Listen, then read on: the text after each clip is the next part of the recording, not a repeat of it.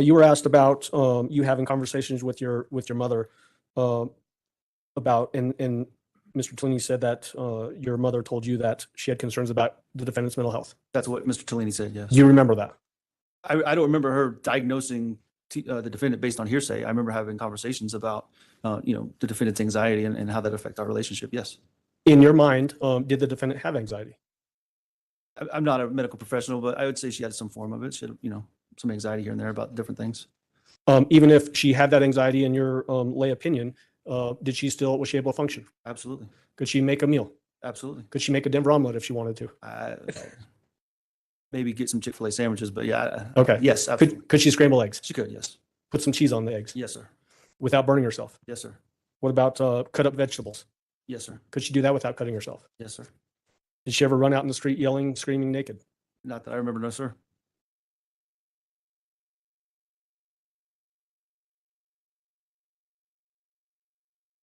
You were asked about the rental car and about that being odd. Do you remember that in the cross-examination? Yes, sir.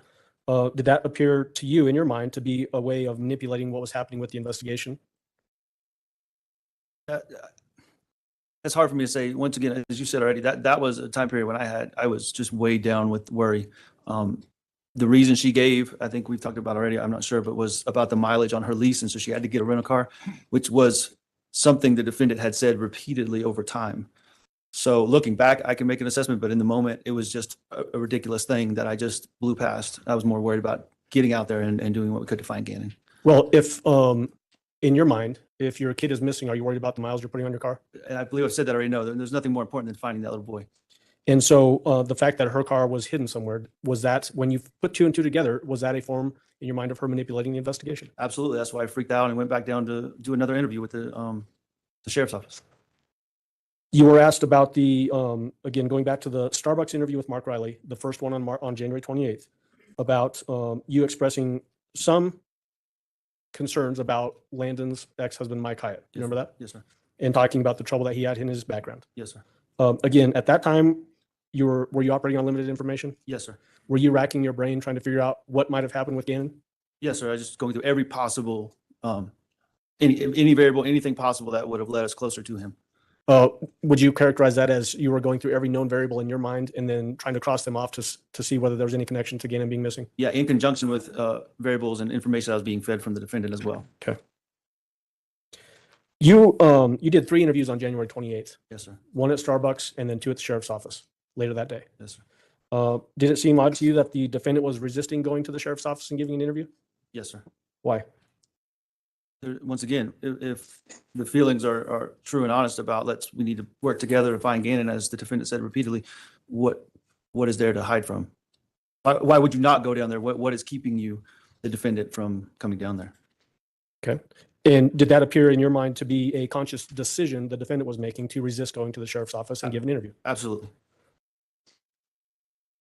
You talked about getting text messages and phone calls during this time that these recorded phone calls were happening. Yes, sir. Did the defendant change the source of those phone calls over time? And let me be more clear. You obviously gave us earlier her specific phone number that you knew you had with her at AT&T. Yes, sir. Did you start getting phone calls and texts from her that weren't from necessarily AT&T, the account that you knew about? Yes, sir. I got phone calls and text messages from multiple different phone numbers, and emails started coming from her email, which to me indicated it was no longer. I also got messages from her iCloud, is what I'm trying to say. So, which indicated to me she no longer had her normal phone and she was using some alternate method of communication, if that makes sense. It does. And so, again, did that indicate to you more conscious decision making that she was still able to communicate with you, even though her phone might have been seized by law enforcement? Yes, sir. Able to navigate that sort of framework of figuring out other ways to text you or call you? Yes, sir.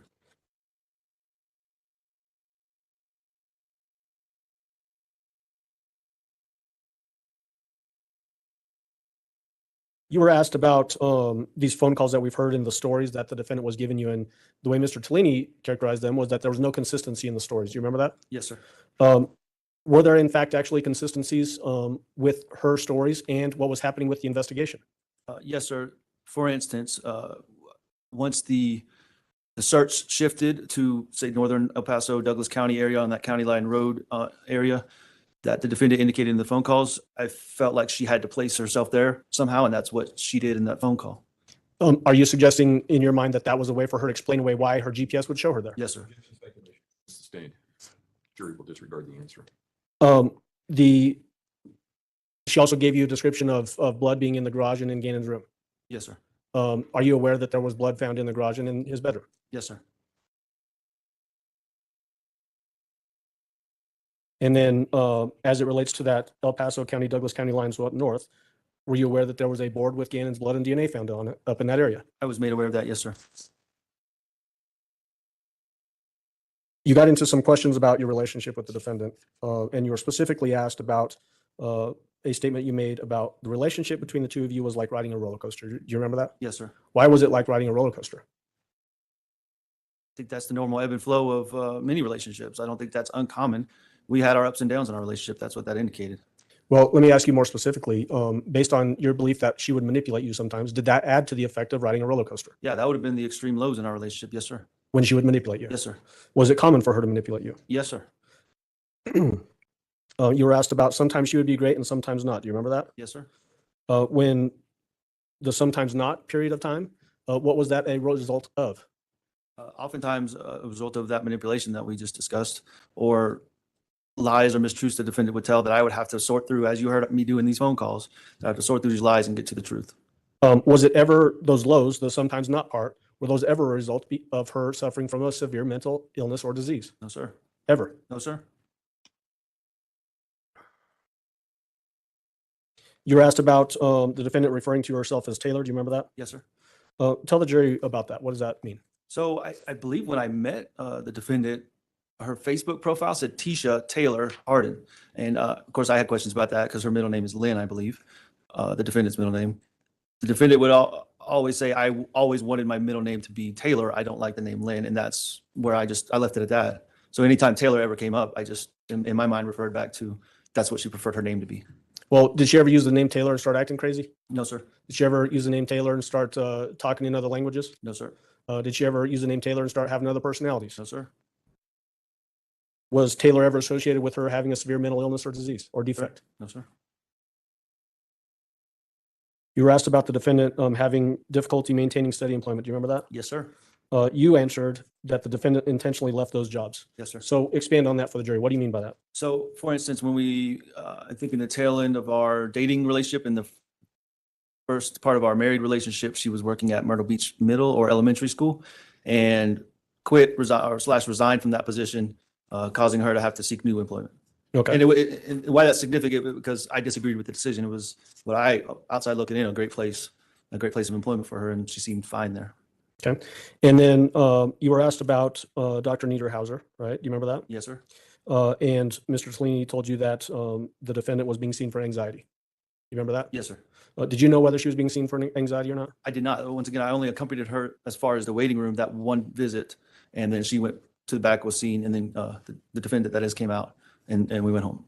To your knowledge, was the defendant ever seen for a severe mental disease or defect? No, sir.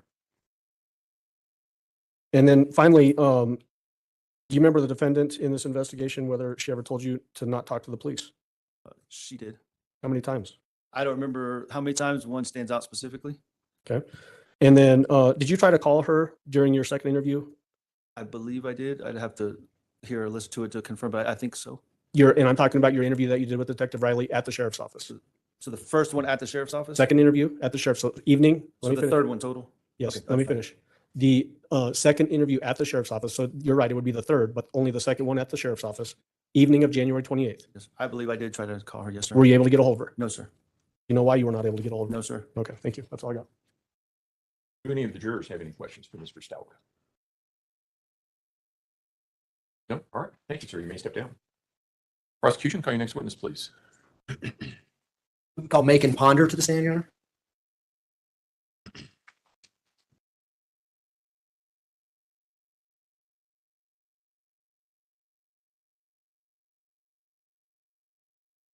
Mr. Ponder, if you would step forward and raise your right hand, please, sir. Sorry. Actually, yep, up here. Everybody does that. That's okay. Do you swear affirm the testimony about to give this man will be the truth, the whole truth, and nothing but the truth? Go ahead and have a seat in the witness stand. Please watch your step as you step into the stand. The chair does not move. Everybody does that. The microphone moves, but the chair does not.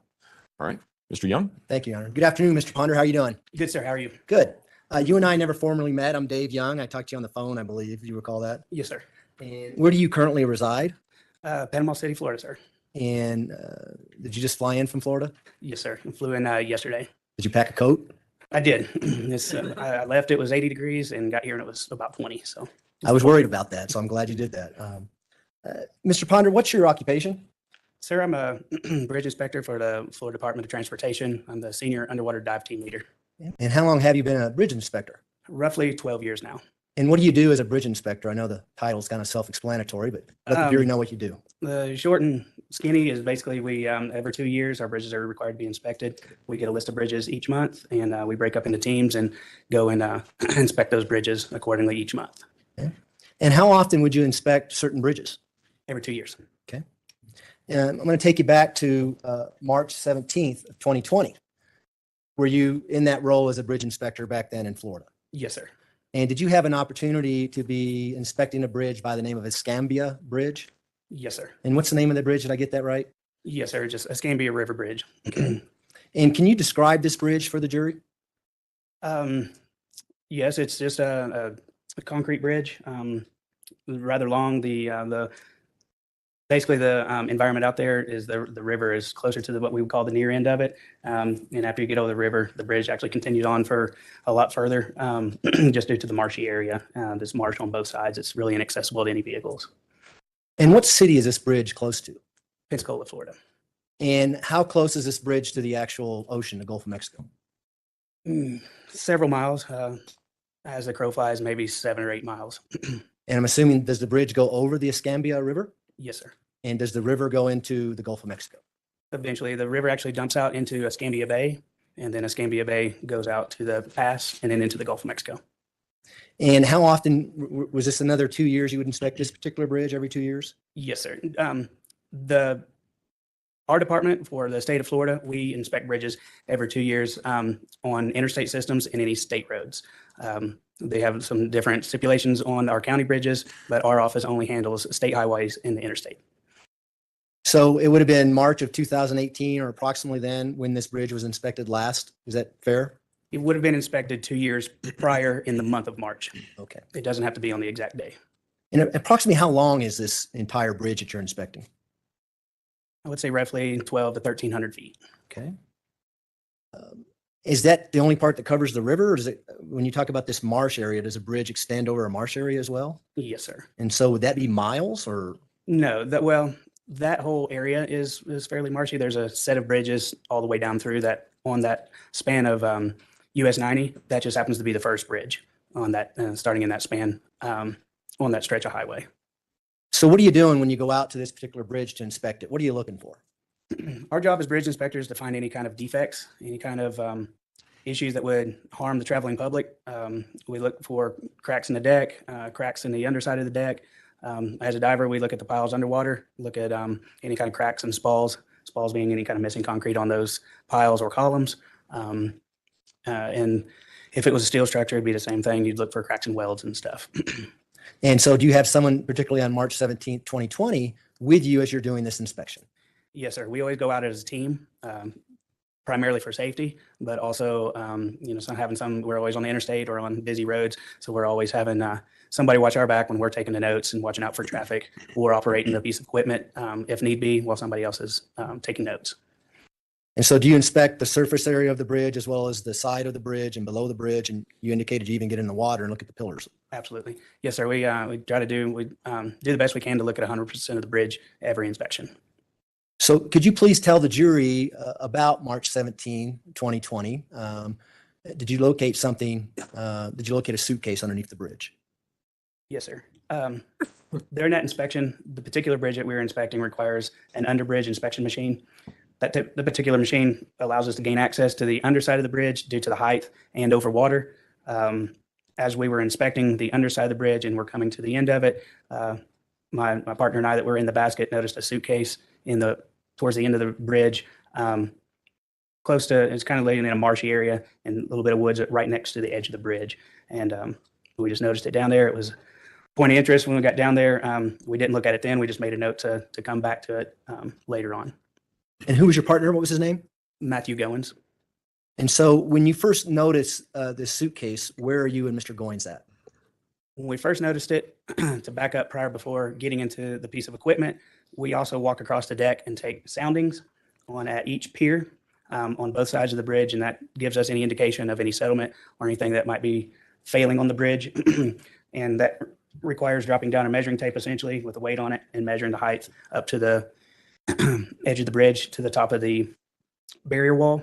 And when we looked over, the suitcase was right next to the edge of a bent where we were taking the measurement.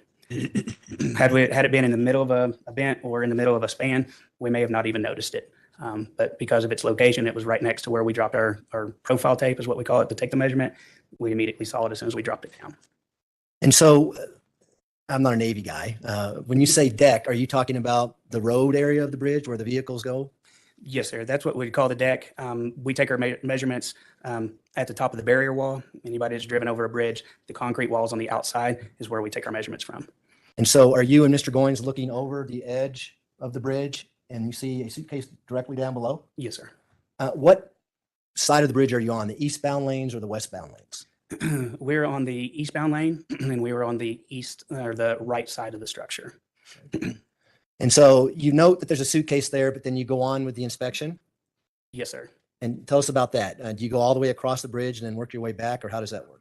Well, generally when we're taking a profile, we'll start at what we call the near end, which for our reference is we work from west to east or south to north. In this case, we were working west to east. We started on the right side of the bridge heading east. When we finish that profile, then yes, we do turn back around and we work from east to west back to where we started. And that's when we get into the truck and start our under bridge inspection. And when you start your under bridge inspection, is that when you get back to the area where the suitcase is?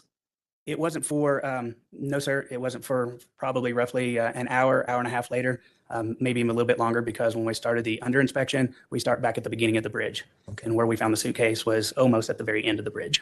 And this bridge goes east and west, is that right? Yes, sir. So you're starting the undercarriage portion on the east side, working your way west, is that right? No, sir. We're starting on the the west end, working towards the east. Okay. And so what happens when you get back to that area where the suitcase is? Because of the profile and the as the bridge, there's the hump in the bridge. When we got towards the end of the structure, the bridge starts to become lower, closer to the ground. And at that point, we didn't need the truck anymore. So we were able to lower the basket down to the ground line and get out, and was going to finish our inspection from there. And that's when we lowered down to the ground, we remembered that we had seen the suitcase. We finished up our inspection and then went back to the suitcase. And why did you go back to the suitcase? Pure curiosity. Okay. And again, is Mr. Goins with you at this point in time as well? Yes, sir. So what happens when you get back to the suitcase? We got back to the suitcase, and where it was lying kind of an odd angle, but the handle was towards the underside of the bridge. So I reached out for the handle and immediately noticed it was very, very heavy.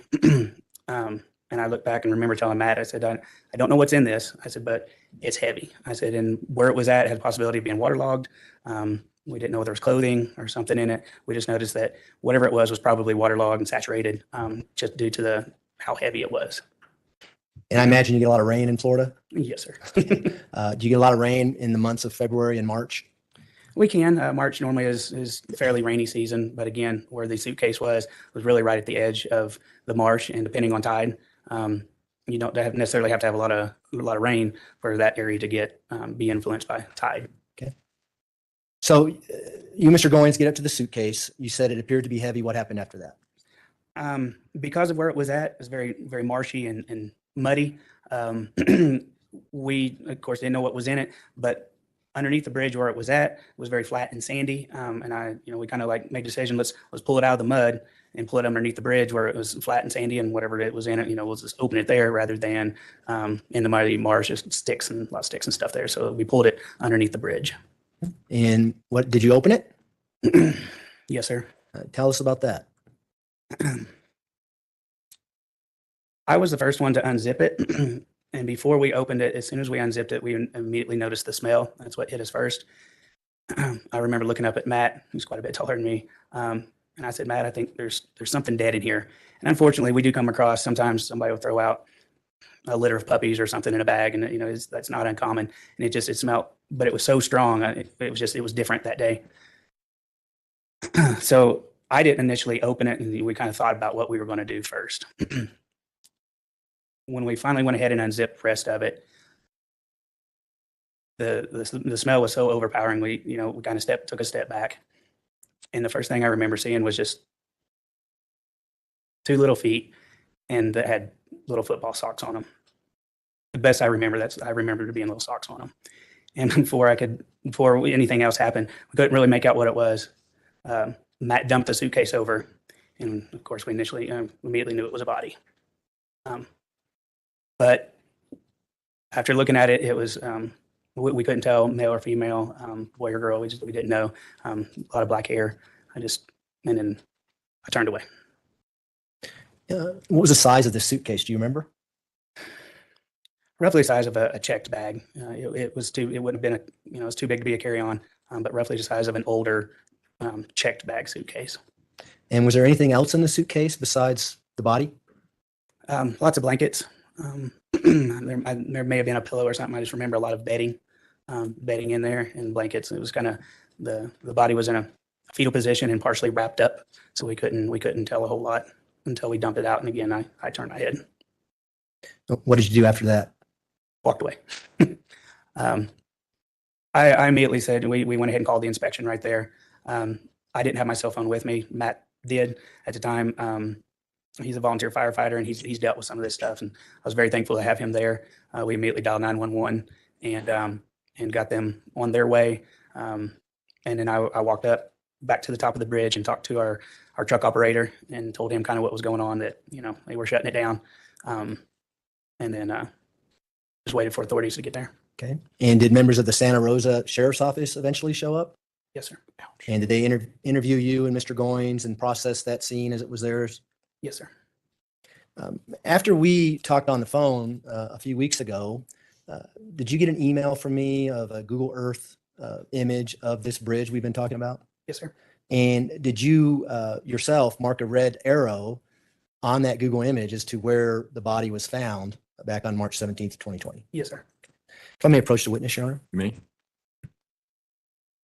Mr. Ponder, I'm going to show you People's Exhibit 60 and 69. 61 and 62 are going to be larger. So I'm going to turn these around so you can see them. Mr. Ponder, Yes, if sir. you were Yeah. looking for a drink of water, there's a water pitcher right there and some cups if you would like some. Be careful when you take a lid off, it comes out fast.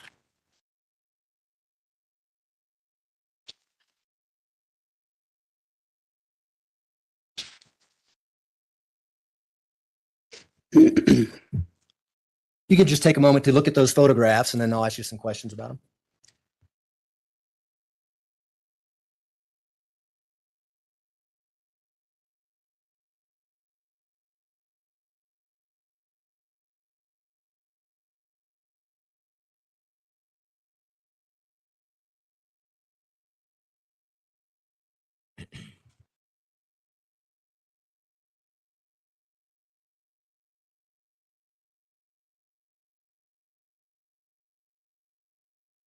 Okay, have you a chance to do that? Yes, sir. Do you recognize those photographs? Absolutely. I want to start with People's Exhibit 60. Is People's Exhibit 60 one of the Google Earth images I sent to you? Yes, sir. And does that accurately depict the Scambia Bridge, River Bridge, as you knew it back on March 17th, 2020? Yes, sir. Do all the photographs that I've given you, including the two ones that are on boards here to your left, accurately depict that bridge as it looked like on March 17th, 2020? Yes, sir. Now, at this time, I'd move to admit People's Exhibit 60 through 69. Defense? Exhibit 60 through 69 will be admitted. Go ahead. We're going to publish People's Exhibit 60, which is going to be on that TV behind you and on this TV to my left.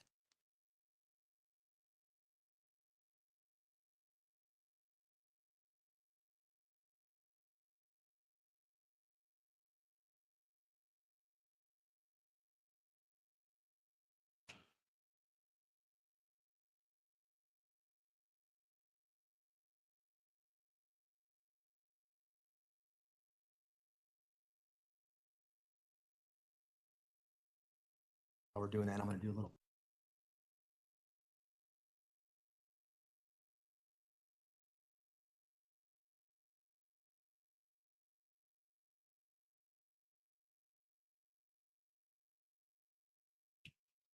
All right, let's look at People's Exhibit 60 here on the TV screen. Is that the Google Earth image we talked about earlier? Yes, sir. Could you just describe the bridge as we're looking at it on this television? In what way, sir? Well, let's see. There's a, if I can approach on it. You may. Used to be a pointer up here. We're old school here. So we use these things. Okay. Can you just kind of point out the direction of the bridge? If we see the river in this image? So this is the Escambia River here. Our inspection would start on the west end here and work towards the east. Each of these concrete piers you can see here is what we call vents. And that's where earlier, as I explained, taking the measurements from. So that's each of those that we stopped at is where we take our measurements from, working from the near end or the west, working towards the east end.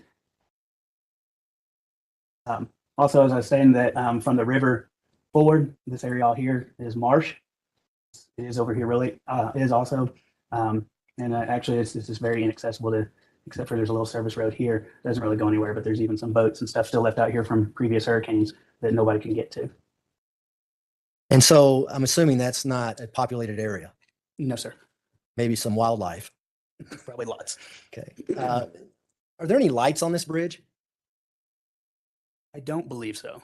I don't remember. A lot of times the channel is lit. There is a fender system there that would have been lit in the evenings, but I can't remember if there's lights. I want to say there is. It's pretty dark out there, and I'm pretty sure there are light poles on there. Actually, now that I come to think of it, because as we use our machine, we have to come up and over each of those, which is kind of a pain. But yeah, actually, I do believe it is lit, sir. Okay. And as you're driving across this whole area, the marshy area here, if it's at night, would you know whether or not water would be underneath the bridge or not? If you were unfamiliar with the area, no. I would say somebody who's driving across it that had never driven across it before and didn't know the area, you wouldn't think you were out of the water or over the water until you got back onto the pavement, where this is a concrete bridge. And you can see where the concrete ends and the pavement begins. You're still actually elevated all the way up to the end of the bridge, elevated off the ground. And now below that TV there, I put up People's Exhibit 61. Do you recognize that one? Yes, sir. And is that the exhibit that you emailed back to me with the red arrow on there? Yes, sir. And please tell the jury what we see in that exhibit using that pointer. The arrow marks approximately where Matt and I found the suitcase that day. It's a little hard to see in that in the picture, but you can kind of see again where the vents are, the lines in the road. And this was one of the measurements right here. The suitcase was roughly just right over the bridge rail, right at the very edge of the marsh there. And if we can go to People's Exhibit 62 at this time, or 63, I'm sorry. And now we have People's Exhibit 63 up. I'm going to place People's Exhibit 62 on the ESO. What do we see here in People's Exhibit 63? Just a magnified image of the structure. Is this, again, an indication that you emailed to me with the red arrow saying where you and Mr. Goings found the suitcase? Yes, sir. And I want to talk to you about this concrete area, the particular bridge. Okay. Is there an area, what I would refer to as a shoulder area to park your vehicle if you stand on that bridge? Yes, sir. The shoulder area would be indicated by the white hash marks on the right side of the bridge. On that call.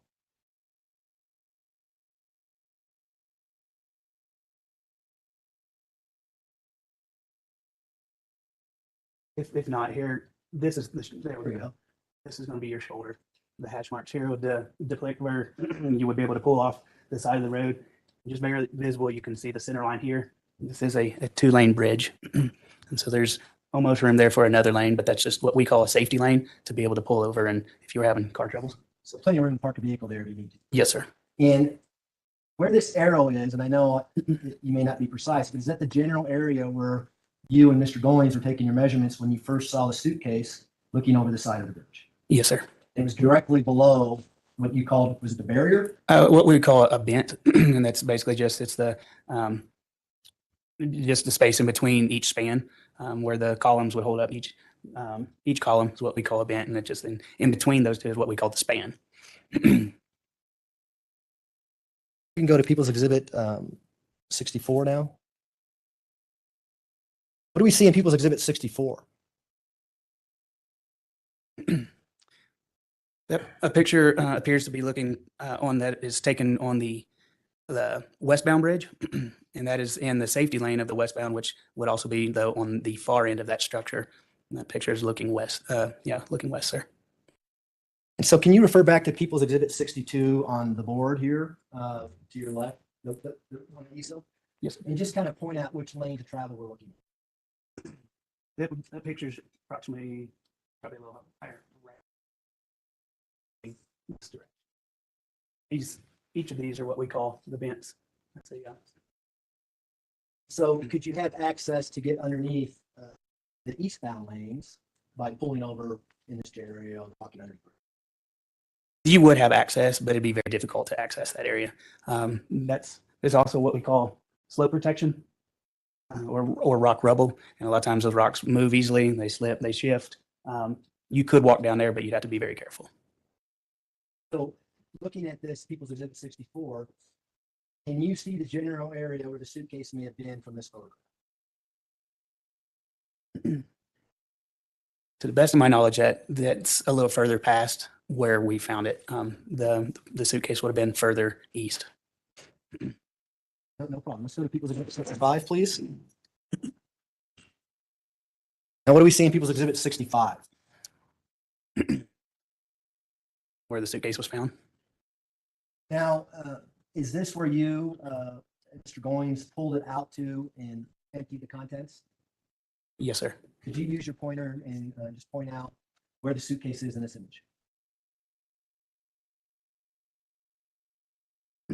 So would this photograph be taken from eastbound lanes, the westbound lanes, looking back towards? Yes, sir. We can go to People's Exhibit 66 now. What do we see in People's Exhibit 66? Again, where the suitcase was opened. And can you point out the general area of where you and Mr. Goins pulled the suitcase out of?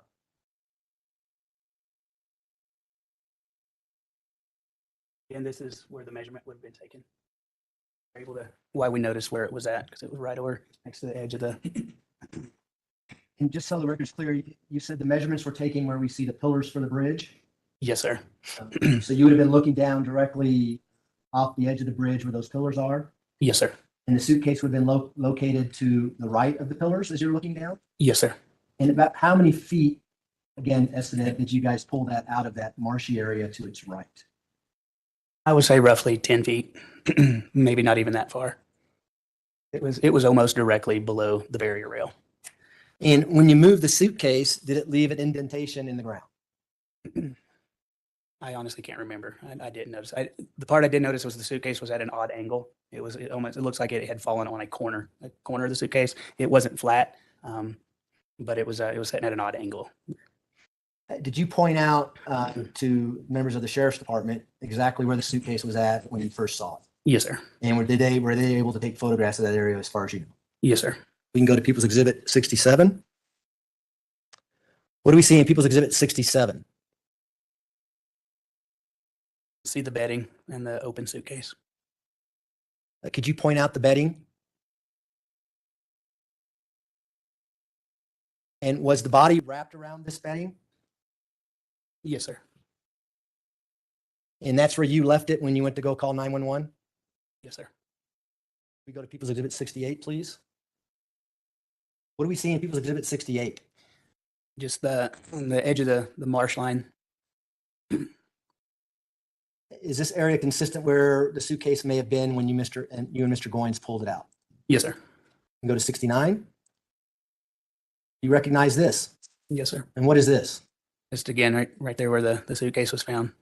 And you can see, and I don't know how long it had been there, but the bushes and stuff are pushed to the side.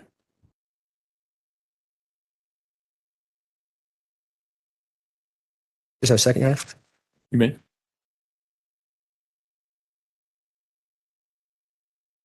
Those are my questions. Thank you, Mr. Ponder. Cross-examination, Mr. Cook.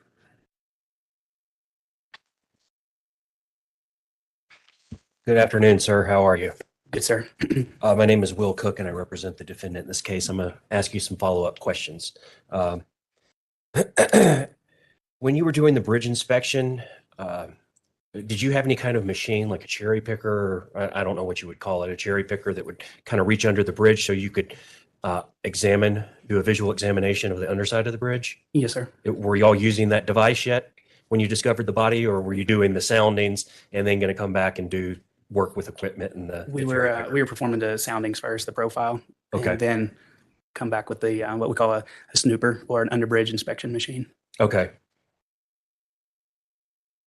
And the soundings, you're just going along, walking along the edge of the bridge and dropping a line and seeing what the length of it is? Yes, sir. Okay. And you would take that sounding measurement at each pier Yes, sir. of the bridge?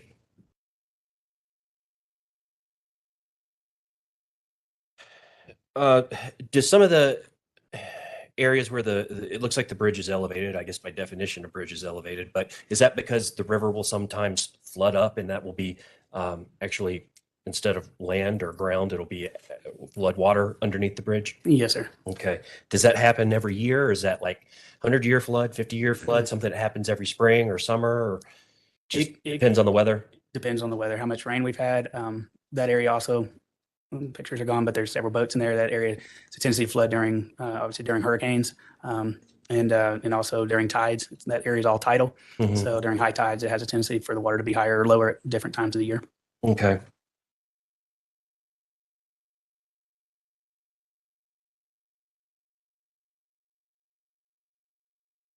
Now, on Exhibit 60, that was on the board, it looked like on the other side of the river from where the body and the suitcase were found, it looks like there's a smaller river or tributary of the Escambia River. Are you talking about the north side of the bridge there? Yes. Yes. Is that looks like maybe it's a marina or a boat launch or something there? It doesn't have it on that one. May I approach the witness, Your You Honor? may, sure. So yeah, it's not very clear here, but it was very clear on the latch thing. Is there a marina or settlement or something like that there? It is a marina, sir. I was unclear where you were talking about that. I'm sorry. That's why I approached. Is that a permanent marina where people keep their boats all the time? Yes, sir. It's just a small tributary that runs back up. I don't believe it goes to the north just a little bit. There's a little marina on that side of the bridge as well. There's actually a marina on both sides, the north Okay. and south side of the bridge. So just on the other side of the bridge from where the suitcase was found, there's settlement, there's, two marinas, there's stuff going on, presumably lights and civilization, for lack of a better word. I'm sure the marina's lit up at night. Yes, sir. Okay.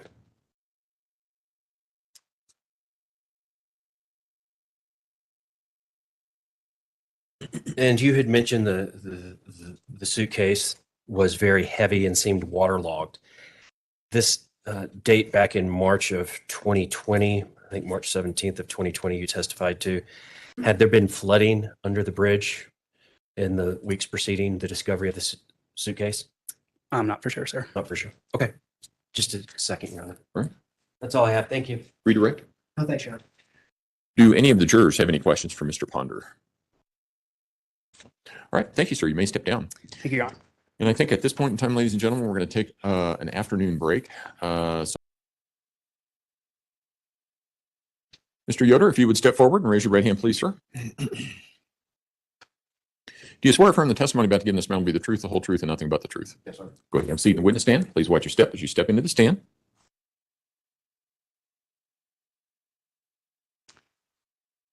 In prosecution, it looks like there are still some exhibits on the witness stand. I didn't know if you were planning on using They're it. the ones for him, Your Honor. Okay, all right. Thanks, Judge. Good afternoon, Mr. Yoder. How you doing? All right, sir. Could you please state your name and spell your last for the record? Jason Yoder, Yoder. And what is your occupation? I'm a criminal investigator For what with the agency? Escambia County Sheriff's Office currently. And where is Escambia County? It's borders Florida and Alabama line. Florida? It's in Alabama, but it borders the Florida line. So parts of Florida in it, parts of Alabama? Yes, it's just kind of split. All right. That's interesting. Florida and Alabama must get along quite well to share a county like that. Well, sometimes. What was your occupation back in March of 2020? I was a major crimes detective with the Santa Rosa County Sheriff's Office And is that the county right across the river from Escambia County? from Escambia, Florida. Yes, sir. And so does the Escambia Bridge kind of connect those two counties? Yes, sir, it does. What was your role back on March 17th of 2020 when you were with the Santa Rosa Sheriff's Office? I was a major crimes detective, part of our division. And did you get called out during that day on March 17, 2020 to the Escambia Bridge? Yes, sir, I did. And what was the basis for your call out? Bridge inspectors with the Florida Department of Transportation uncovered a body out of a suitcase underneath the bridge. And what kind of details did you get before I'm assuming you eventually went out to that bridge? Yes, sir. What details did you get prior to going out to the bridge? Not a lot. It's just the bridge workers had opened a suitcase and found what they believed to be a body inside the suitcase. And were you assigned to be the lead detective in that investigation? Yes, sir. What did you do when you got out to the bridge? Called our crime scene unit. Our crime scene unit began to process the scene. I observed them do their thing, coordinated with other detectives doing different interviews.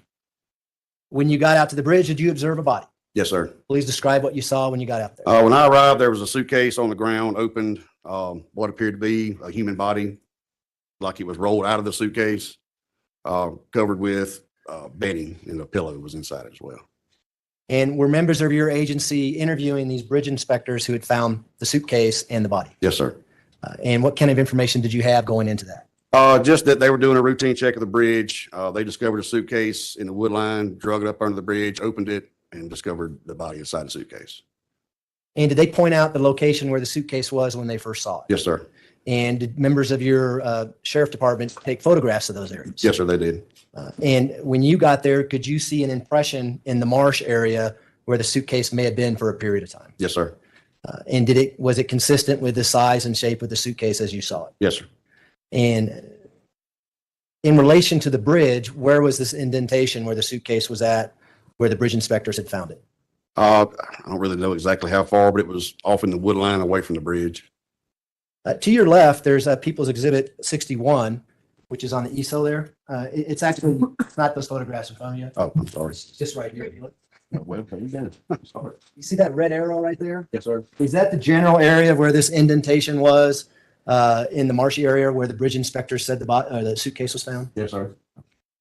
And are those the eastbound or westbound lanes? This lane here is eastbound. And so the river we see there, would that be west of that location? Yes, sir. And is the city of Pensacola on the other side of that river on the west side? Yes, sir. And are you familiar with that area? I am.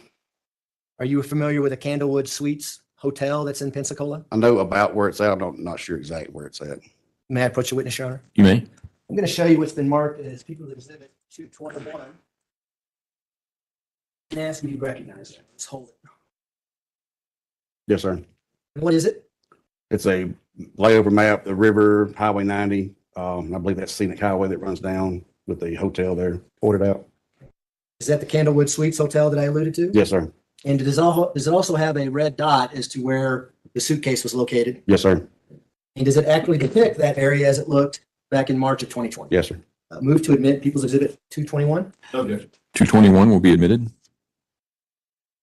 Place this up on the ESO and ask you a couple questions about it. Drop the other one first. And there's a pointer just behind it. You see that? Sir. Could you go ahead and point out where the bridge is and the indicator where the suitcase was found? And the general area of the city of Pensacola? Parts really after the bridge. Parts of it. And the Candlewood Suites Hotel? Yes, sir. It's all Pensacola City limits. And is there a direct route to that bridge from the Candlewood Suites Hotel? Yes, sir. Come down Highway 90, and off of Scenic Highway, I believe that's what that route. Take you right to it. You got to speak a little louder. I'm sorry, Mr. Yoder. Oh, I'm sorry. This is Highway 90. Uh-huh. And I believe this is going to be Scenic Highway. If I'm not mistaken, the Scenic Highway should run to the hotel. May I approach again, Your Honor? You may.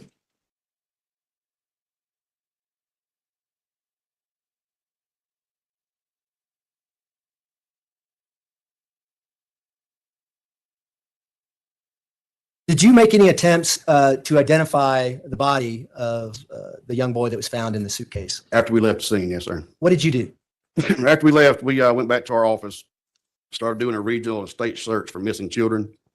Never found anything statewide or region-wide. One of the people in our office brought a flyer to my attention from Colorado. He had some of the same features such as dental features, height, weight, seemed to be pretty close, but we didn't have anything confirmed at that time. So you had a missing persons flyer? Is that what you're? Yes, sir. And was this in some sort of database or? From the National Center for Missing and Exploited Children. And at that time, did you know that this was a child that was found in the suitcase? Yes, we had a pretty good idea it was a child. We didn't know for certain, but it was pretty good indication. And what was that based on? Clothing, size. And was there anything particular with this particular child that had you look at the missing persons database, and particularly the information you talked about from Colorado? As far as features on, Yes. okay, so the thing that stuck out to us was dental features mostly. I Okay. had two large front teeth and a rather large gap between those two front teeth. And did you make efforts to contact anyone in Colorado with regards to that? The following day we did. Tell us about that. We attended the autopsy on the following day. I took the flyer with me with the photo of Gannon on it. The autopsy personnel cleaned the body. They took his clothes off, cleaned him up real good. It started becoming a little bit more noticeable that this might be this child. And were you aware whether or not they eventually were able to positively identify this body as Gannon Stauch? Yes, sir. There's a series of photographs there in front of you. It's People's Exhibit 70 through 76. If you could take a moment and look at those for me. And we'll start with People's Exhibit 70. Do you recognize that Yes, photograph? sir. What is that photograph of? It's a photo, I think it's taken from the ground to the top of the bridge. And does that photograph show looking from the general area where the suitcase was discovered from the bridge workers up to where the bridge is, Yes, sir. overlooking the barrier? Yes, sir. All right. And does that actually depict that area as it looked back on March 17, 2020? Yes, sir. Move to admit People's Exhibit 70. No objection. Exhibit 70 will be admitted. Go ahead. What do we see in People's Exhibit 71? This is the bedding that was located in the suitcase along with the body of Gannon. And does that look, or does it actually depict what you saw out at the scene on March 17, 2020, when you got out to the scene and the body of Gannon Stauch was there next to the suitcase? Yes, sir. Move to admit People's Exhibit 71. No objection. 71 will be admitted. Go ahead. What is People's Exhibit 72? This is the flyer that was brought to my attention. Okay. And does that accurately depict the flyer as you saw it back on March 17, 2020, when you were looking in the database or trying to discover who the body was at that point? Yes, sir. Move to admit People's Exhibit 72. No objection. Exhibit 72 will be admitted. Were you also present at autopsy on March 18, 2020, when the blankets and pillow were photographed from the suitcase that was recovered from the bridge? Yes, sir. And I'll start with People's Exhibit 73. What is People's Exhibit 73? This is part of the bedding and the blanket that was found inside the suitcase. 74 Another piece of bedding that was also located in the suitcase. and 75 This was the pillow that was located inside the suitcase. and 76. Another blanket that was located inside the suitcase. And does People's Exhibit 73 through 76, so they accurately depict those items as they looked on March 18, 2020 at autopsy? Yes, sir. Move to admit People's Exhibit 73 through 76. No objection. Exhibit 73, 74, 75, and 76 will be admitted. If we can start with People's Exhibit 70, request to publish.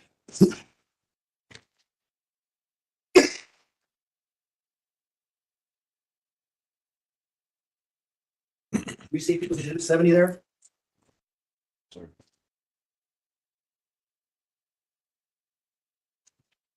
I'm going to place 61 back up on the ESO. In People's Exhibit 70, and red arrow we see on People's Exhibit 61, would this be looking directly up at the bridge from where the suitcase was discovered? Yes, sir. And is that the barrier we're talking about that kind of protects the side of the bridge there? Yes, sir. From what we see here, would it be consistent with a suitcase coming over the side of that bridge where the suitcase ended up? Yes, sir. We can go, we're gonna go to People's Exhibit 72 now. I'm sorry, 71. What do we see in People's Exhibit 71? The bedding and the body that was located inside the suitcase. And is that the Gannon Stauch that you referred to earlier? Yes, sir. I'm going to talk about the clothes that he has on. Were those clothes retrieved at autopsy? Yes, sir. And are those, what are those? The pants? Let's start with. They look like, kind of like jogging pants. It's like an athletic top and some socks with footballs on them. And the jogging pants that you referred to, do they have a stripe that goes down the side of them? Yes, sir. And is this the bedding that you referred to that was also in the suitcase? Yes, sir, it is. Okay. If we can go to People's Exhibit 72, please. What do we see in People's Exhibit 72? This is the flyer that was brought to my attention in an attempt to identify this body that we had. And you made reference to dental observations. Yes, Could sir. you talk about that? A noticeable gap in a rather large two front teeth. They're noted in these pictures, matched up with the body that we had on the bridge. And you talked about contacting people in Colorado. Did you contact people with the El Paso County Sheriff's Office? Yes, sir. It was the sheriff's office. And did you let them know that you found a body out in Florida on March 17th? Yes, sir. We explained to them, kind of described what we found, like the blankets and the body and stuff like that. I thought this might be Gannon. And then we went from there. And then is that when efforts were made to positively identify him? Yes, sir. We can go to People's Exhibit 73, please. What do we see in People's Exhibit 73? That's one of the blankets that was located inside the suitcase. And did you eventually make reference to these blankets and the pillow and things like that to the members of the Sheriff's Department in El Paso County? Yes. And was this evidence eventually transferred back to here, El Paso County? Yes, sir, it was.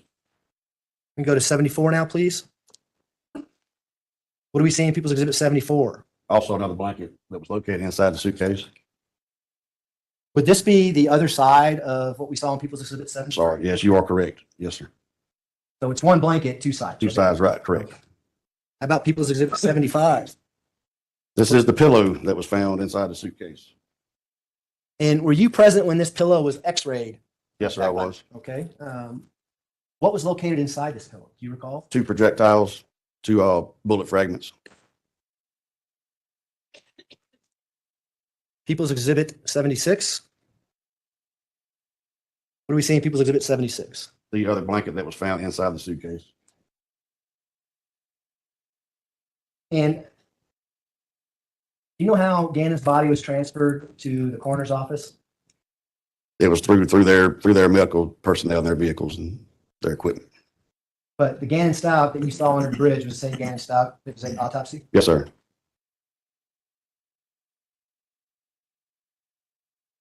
Those are my questions, Your Honor. Thank you. Cross-examination, Mr. Tellini. I'm good, sir. How are you? Kind of look at this. So Pensacola is kind of right on the border of Florida and Alabama, correct? No, sir. Where's it at? Where is it? It's in the panhandle of Florida?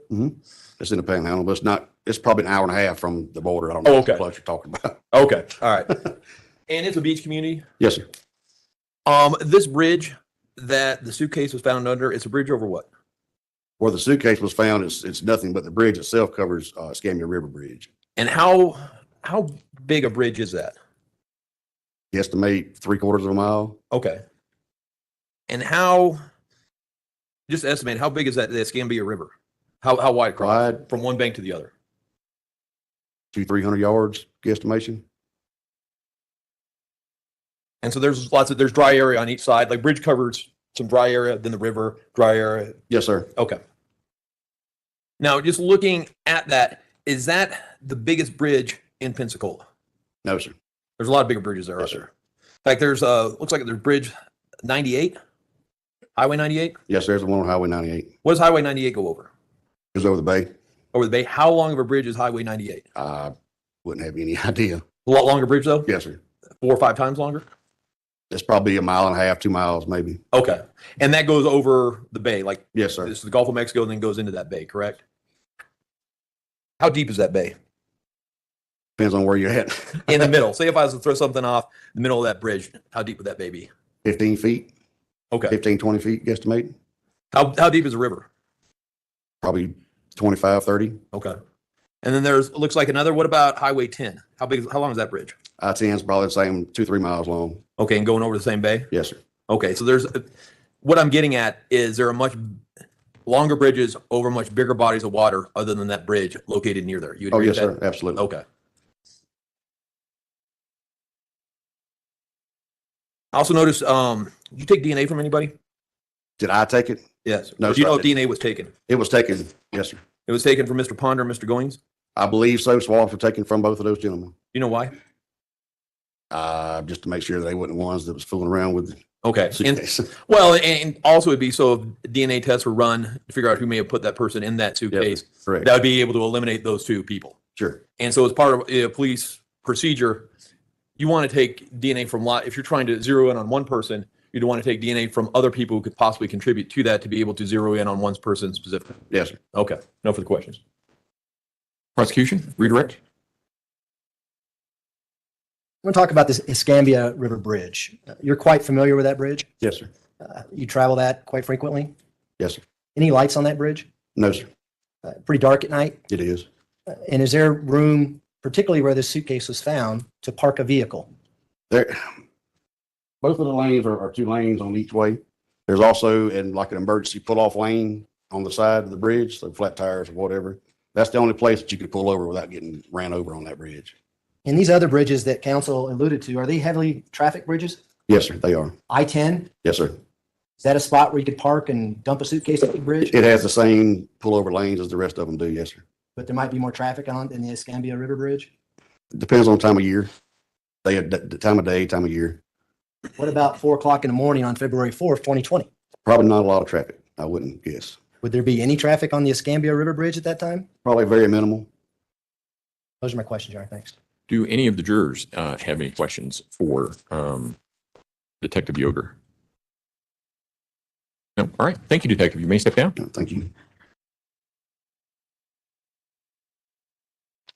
Prosecution, call your next witness, please. Your Honor, Nicholas Berklich. Last name again? Berklich. Okay.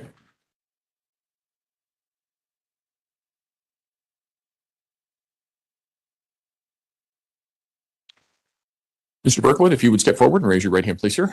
Do you swear affirm the testimony about to give in this matter will be the truth, the whole truth, and nothing but the truth? Yes, sir. Go ahead and have a seat in the witness stand. Please watch your step as you step into the stand.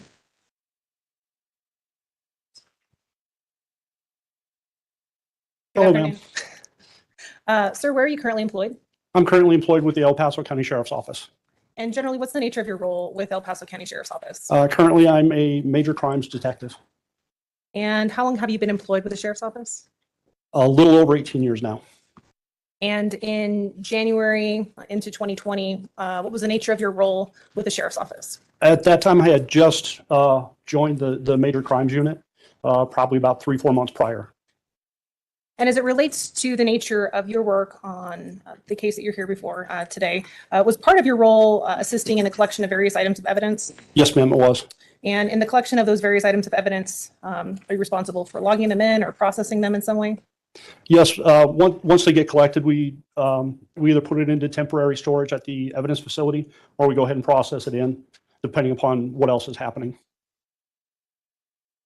And do you recall processing particular items of evidence as it relates to items from Gannon Stauch? Yes, ma'am.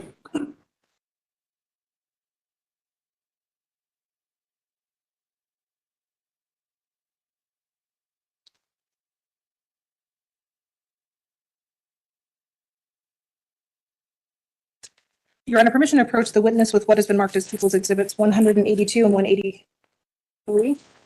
Go ahead.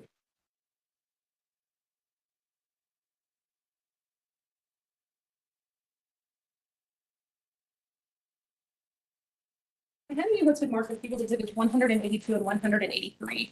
Can you take a moment to familiarize yourself with them?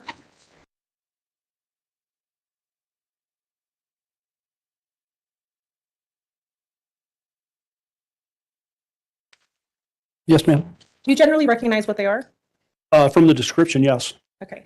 And based on the description and the processing of how you process evidence, can you explain to the jury how a description is associated with an envelope, for example? There's a program that we have that we use for processing the evidence in. You type in the name of the item and then a brief description of what it may be. Then it automatically generates a number for us. Okay. And in conjunction with those particular items, People's Exhibits 182 and 183, were you part of the processing or collection or logging into evidence of those particular items? Yes, I was. And if you would, there are some gloves next to you and scissors.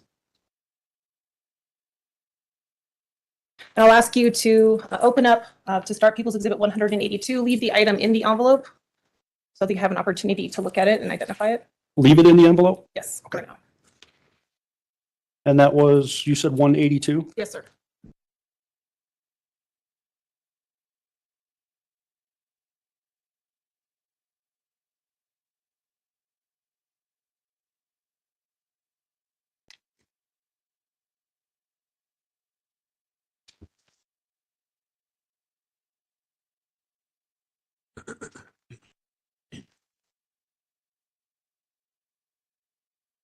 Now, in looking in the envelope that's been marked as People's Exhibit 182, are you generally able to recognize the item inside as well? Yes, ma'am. And how do you recognize it? It's a toothbrush that was within an inside holder that was brought to us. Okay. And based on the last time you recall seeing it, is it in the same or substantially same condition as when you last viewed it? It appears to be the same, ma'am. I don't see anything that stands out. Now, you just pulled up the envelope. There's various colors of tape on the envelope. Does that indicate to you, or what does that indicate to you, I should say? It tells the red tape is the tape that I put on it. This blue tape is tape that somebody else has opened the package for whatever reason and has resealed it. Okay. At this time, Your Honor, the people have moved to admit People's Exhibit 182. Defense? Exhibit 182 will be admitted. Go ahead. Now, if you could take a moment to take out People's Exhibit 182 and show it to the jury.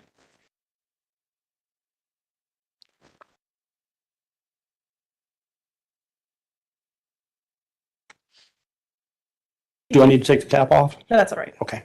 You can put it back in the envelope. In terms of People's Exhibit 183, I will ask you to do the same procedure. If you want to switch out your gloves, you can do that as well if you'd like. Push mount? Mhm.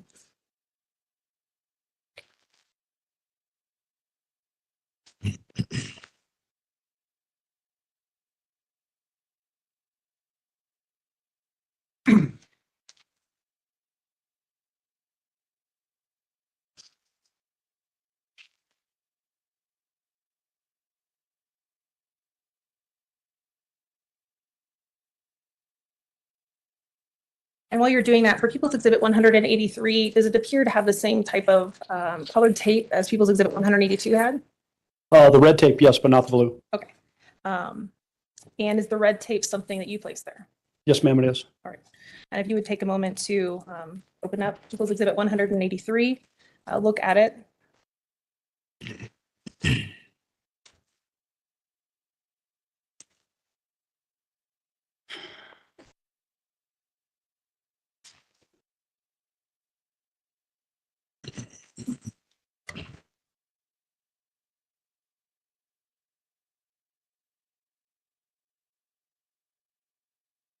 Yes, ma'am. And do you generally recognize that? Yes. And would you say it's in the same or substantially same condition as when you last handled it? Yes, ma'am, it is. Your Honor, at this time, we would move for admission of People's Exhibit 183. Mr. Cook? No objection, Your Honor. Exhibit 183 will be admitted. Go ahead. And if you would also take that item out and show it to the jury.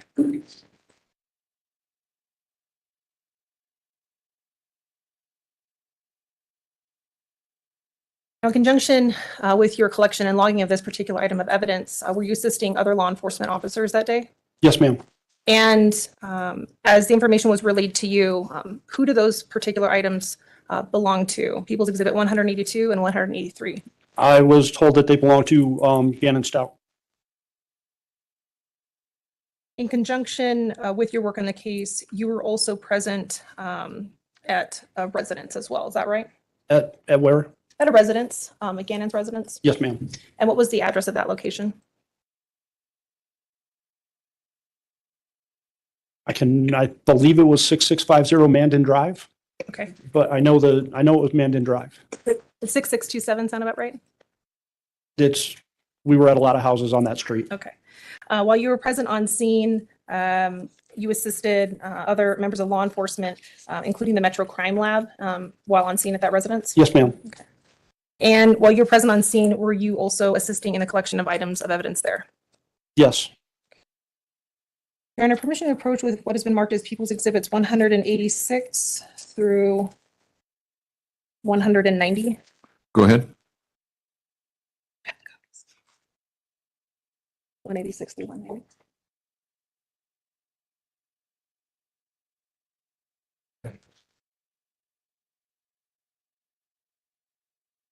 Recognize People's Exhibits 186 through 190. Take a moment to look through them.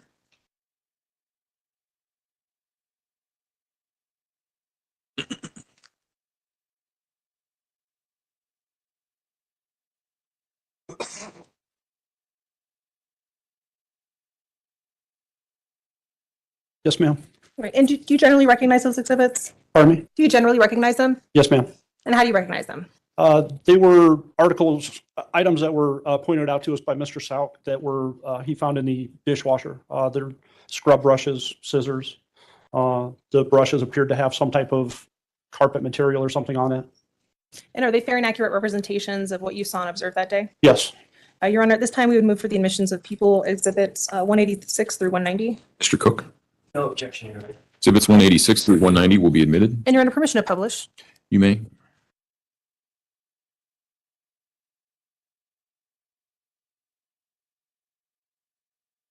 And if you would like, if you take a moment to look behind you, we have a pointer there if you want to use it. By perhaps. No, it's in front of you. It's got the red handle on it. Oh, thank you, sir. Having a rough time.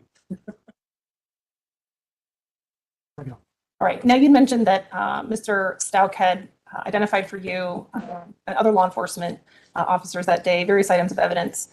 Can you point out here in People's Exhibit 186 some of those items? We had a brush here. This brush. Have the handle of a brush here and this brush, and I cannot see the scissors in this picture. We'll move on to People's Exhibit 187. And here, that might be a better look. These are close-ups of the last photo. The brushes that you were explaining. Yes. Okay. People's Exhibit 188. And here, what are we seeing here? This is what appeared to possibly be a strand of carpet or something that was on the brush. People's Exhibit 189. And here? Again, strand of whatever type of material that is. And then we have 2 pairs of scissors there. 190. Those are just close-ups of the other brushes.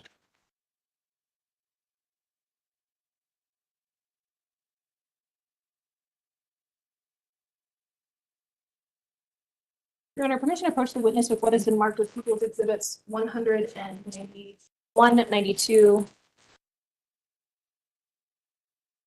193, and 194. So 191 through 194. Yes, Your Honor. Okay, go ahead.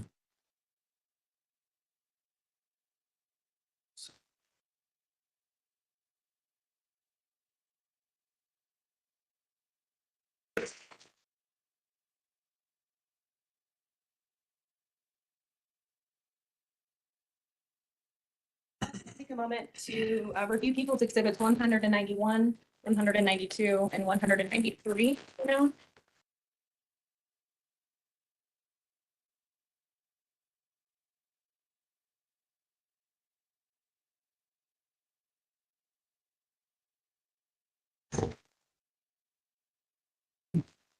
Yes, ma'am. And do you generally recognize those? From the type description, yes. Okay. Now you mentioned before that part of the processing includes creating labels with descriptions on them. Yes. Okay. So we'll start with People's Exhibit 191. What does that appear to be to you based on your handling of that item? Pardon me, ma'am? Based on your handling of that item, what does that appear to be to you? A Brillo scrub brush. And People's Exhibit 192.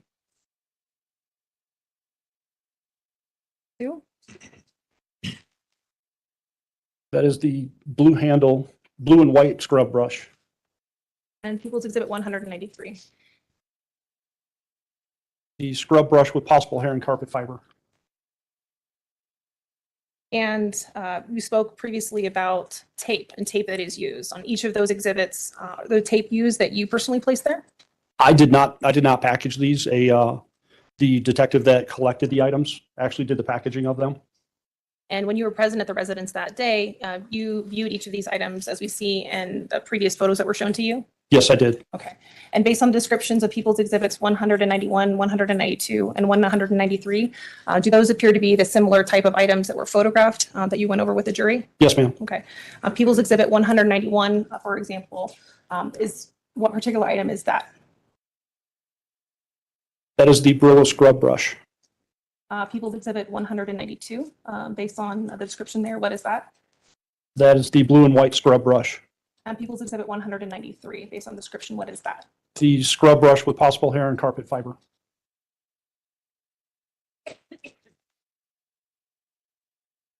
And based on the nature of the packaging, were you present with other law enforcement officers when those items were packaged, for example?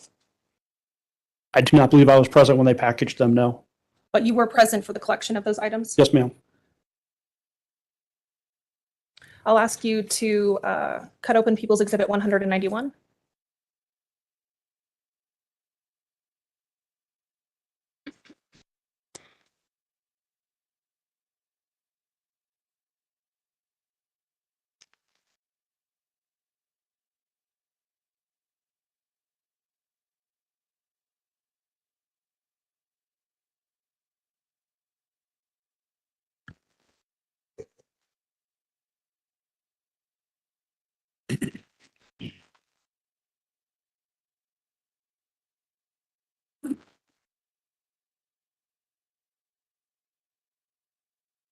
Yes, ma'am. And do you recognize what's inside of that bag, People's Yes. Exhibit 191? Yes, Is it in the same or substantially same condition as when you last viewed it on the day it was collected? it appears to be yes. Your Honor, at this time, we would move to admit People's Exhibit 191. Mr. Cook, No objection, Your Honor. Exhibit 191 will be admitted. I'll ask you to do the same with People's Exhibit 192. With 192? Yes.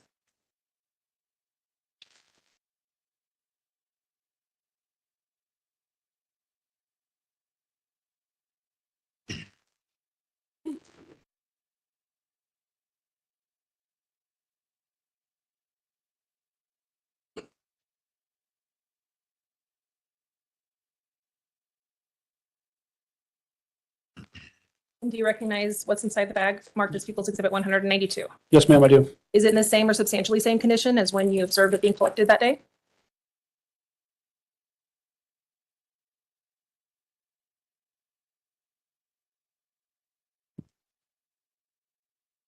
I do not recall seeing, it looks like there's writing on the handle. I do not recall seeing that when it was collected. Aside from the writing being present now, otherwise, is it otherwise appear to be the same Yes. subject? Yes, Your Honor, at this time, we would move for the admissions of People Exhibit 192. Mr. Cook, No objection. Exhibit 192 will be admitted. And the same with 190.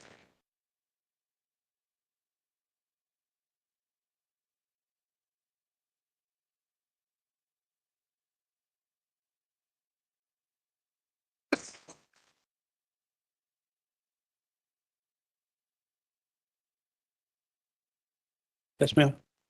Does that appear to be something that you recognize as being collected that day? Yes, And does it appear to be in the same or substantially same condition as when you last saw it? yes, ma'am.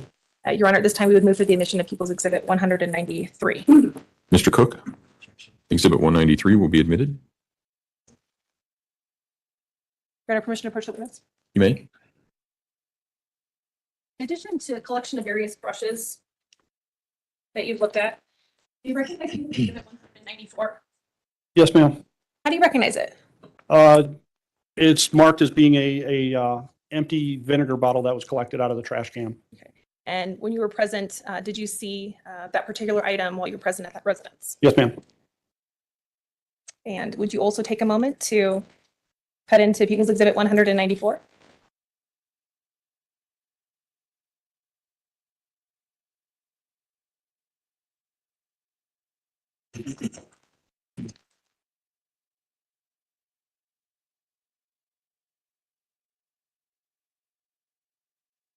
And again, do you recognize that? What's Yes, inside the bag? Yeah. And is it in the same or substantially same condition as when you last viewed it? It appears to be yes. Your Honor, at this time, we would also move for the admission of People's Exhibit 194. Mr. Cook, Exhibit 194 will be admitted. Go ahead. After collection of these various items that are tedious to open, but what is your role in handling or passing off these particular items to other members of law enforcement?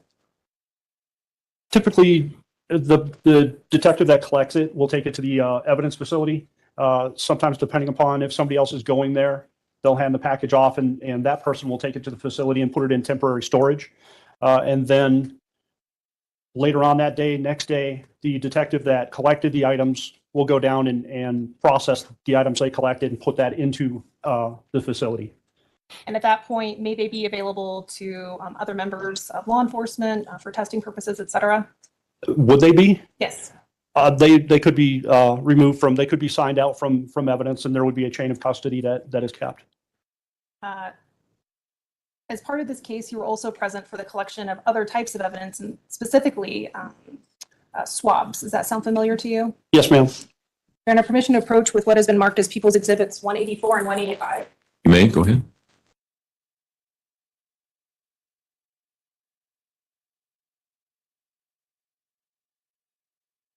Do you recognize People's Exhibit 184 and 185? Yes, ma'am, I do. How do you recognize People's Exhibit 184? They were buccal swabs that were taken from Mr. Stauch and Ms. Stauch. And just Or Miss- Hyatt, I'm sorry. specifically 184, what swabs are those identified as belonging to? These are from Mr. Stauch, And People's Exhibit 185. are from Landon Hyatt. And in terms of the collection of those swabs, were you present when those were collected? Yes, I was. And did you observe them being collected? I actually took the swabs. All right. And we see there appears to be some tape on there as well, those particular envelopes. Yes, ma'am. So as part of your processing of that, is that tape that you placed there? The red tape is, yes. And No, go ahead. I'm sorry, I did not package these. I handed those off to, after putting them in the package, I handed those off to Deputy Montville, and she's actually the one that sealed the envelopes. Now, in terms of, we mentioned some words that maybe not everyone is familiar with, but what is a buccal swab? It's a DNA swab that's taken from the mouth, saliva. We just use a long Q-tip and rub it around the inside of your mouth, your cheeks, and just collect the saliva. Okay. And what is in People's Exhibit 184 and 185, what specifically is that inside each of those envelopes? I'm sorry, could you repeat that? What is specifically in People's Exhibit 184 and 185? It's a package that contains two of those Q-tips, and you run them both at the same time. And as the packaging appears to you, is it in the same or substantially same condition as when you last viewed that? I would have to open it up to see those packages, ma'am. You can go ahead and do that, yeah. Sure.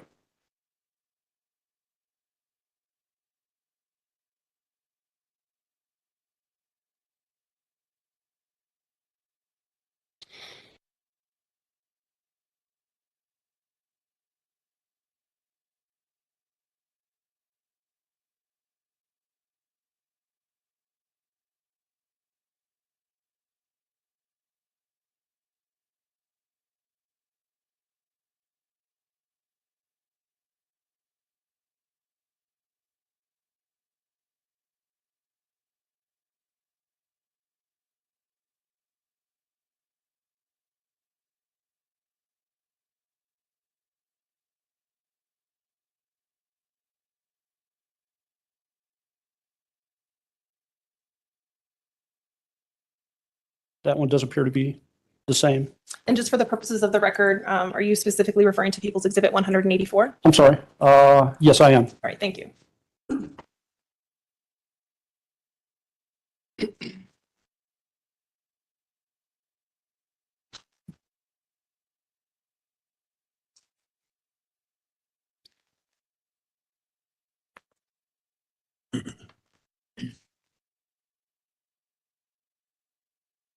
And yes, on 185, they appear to be the same. Your Honor, at this time, we would move for the admission of People's Exhibits 184 and 185. Mr. Cook, No objection. exhibits 184 and 85 will be admitted. In addition to the collection of those buckle swabs, were you also called to respond to the residents for the collection of a particular item that belonged to Gannon, a switch? Does that sound familiar? Yes, it does. Do you recall exactly when you responded that day? I believe it was the morning of February 29th, 2020.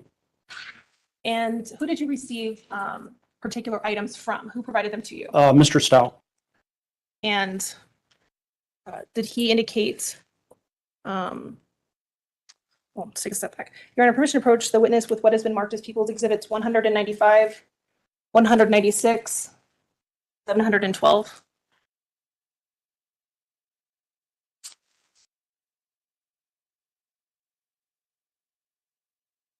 Go ahead.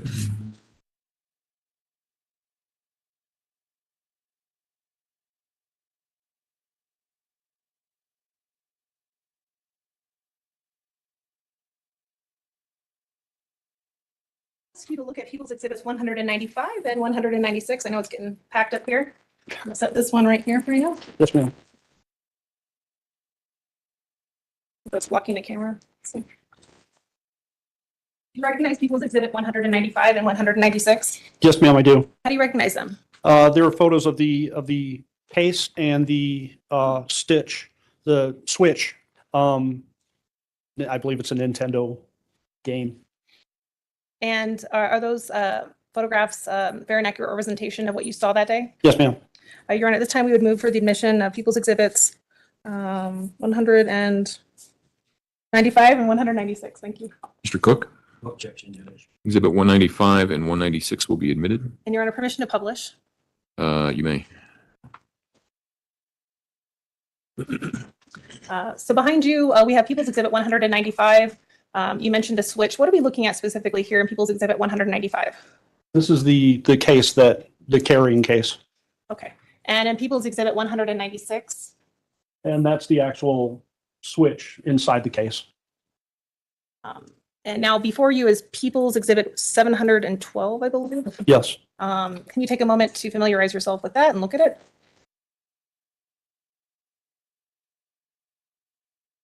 Yes, ma'am. Do you recognize that? I do. How do you recognize it? It's the description that was typed up for the item that was collected. And similar to the other items, what was your involvement in the processing of this particular item? This particular item, I was called by my sergeant to go out and collect. So I went out there that day and collected this, and then I took it to evidence myself and packaged it. And in terms of the packaging process, did you also create the label for this particular item? Yes, I did. Okay. And does the description also indicate to you what it is? Yes, it does. And we see some red tape that is on People's Exhibit 712. Is that tape placed by you? The red tape up here is placed by me. I do not recognize the tape down below. Okay. And I will ask you to do the same thing, which is, can you please cut into and look at and inspect what is inside the bag?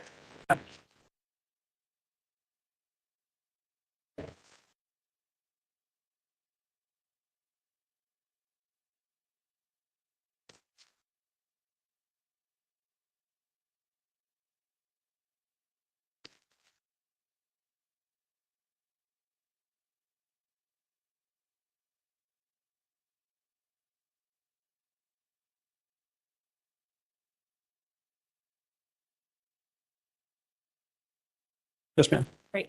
And in looking inside the bag, would you say that's in the same or substantially same condition as when you last handled and packaged that item? Yes, ma'am. Your Honor, at this time, we would move for the admission of People's Exhibit 712. Mr. Cook, Objection, Your Honor. exhibit 712 will be admitted. Go ahead. The general scope of your role in this case, in addition to collecting various items of evidence, was that more or less the scope of what you did in this case? Yes, I was basically a support detective. If there were leads that needed to be handed out and you're available, you get a lead and you go work that for the lead detective.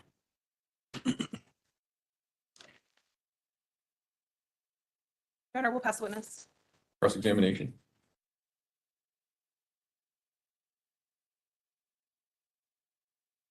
Hi, Detective. How are you? Good, sir. How are you? I'm good, thank you. Just a few questions for you. Did you actually watch the swabbing of the cheeks of Gannon's mother and father?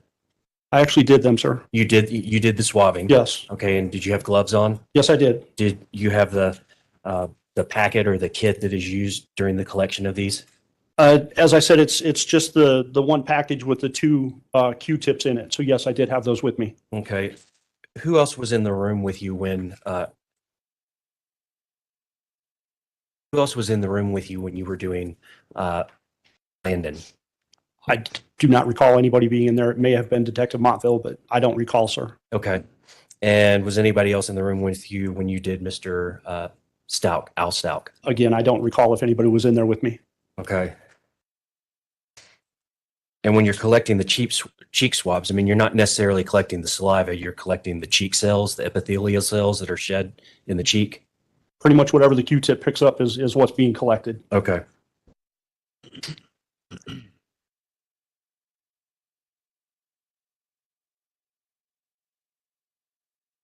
Did anybody swab Harley Hunt, who's been identified as Letecia Stauch's daughter? I do not know the answer to that question. Okay. So it could have been done, you just don't know Correct. whether this was done or not. Correct. Okay. You indicated that you collected a few other items, took some photos, got a Nintendo Switch, and that was about it in this case, what you've talked to here? Yes, sir. You did also, on the 28th of January, conduct an interview with Landon Hyatt, who was Gannon's mother. Yes, I did. Okay. Where did that take place, that interview? That took place at my office, the sheriff's office, I should say. Right across the street Second, from right the across the courthouse? street, Okay. second floor in one of the interview rooms, which is audio video recorded. Okay. How long did that interview last? I do not know that, sir. Okay. Was it recorded? Yes, it was. Audio tape, videotape, everything? Yes. Okay.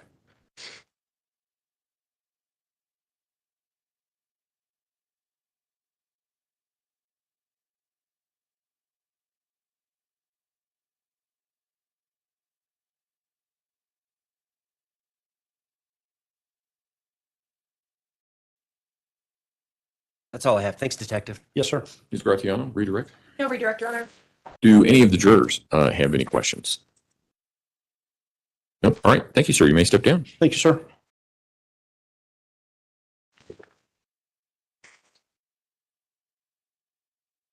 Prosecution, call your next witness, please. Literally on the elevator, Your Honor, on his way here.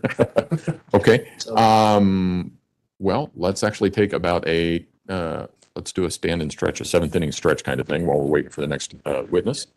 That's a good idea.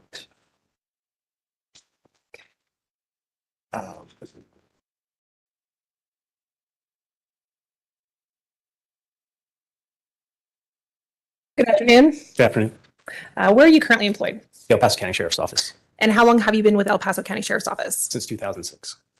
And generally, can you explain for the jury what your role is at the Sheriff's Office? Currently, I'm a supervisor for the Patrol Division.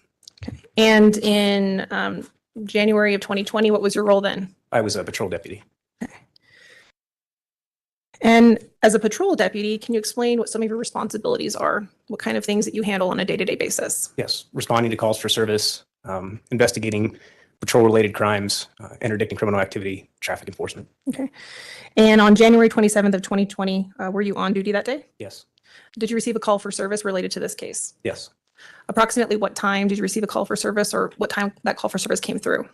I responded at 10:09 p.m. Okay. Can you explain a triage process that may occur for calls of service? How does that work? Well, calls for service are based on basically a priority status as if somebody's in danger or something like that. So those calls take higher priority than calls where somebody's not in danger, what we would call a cold call.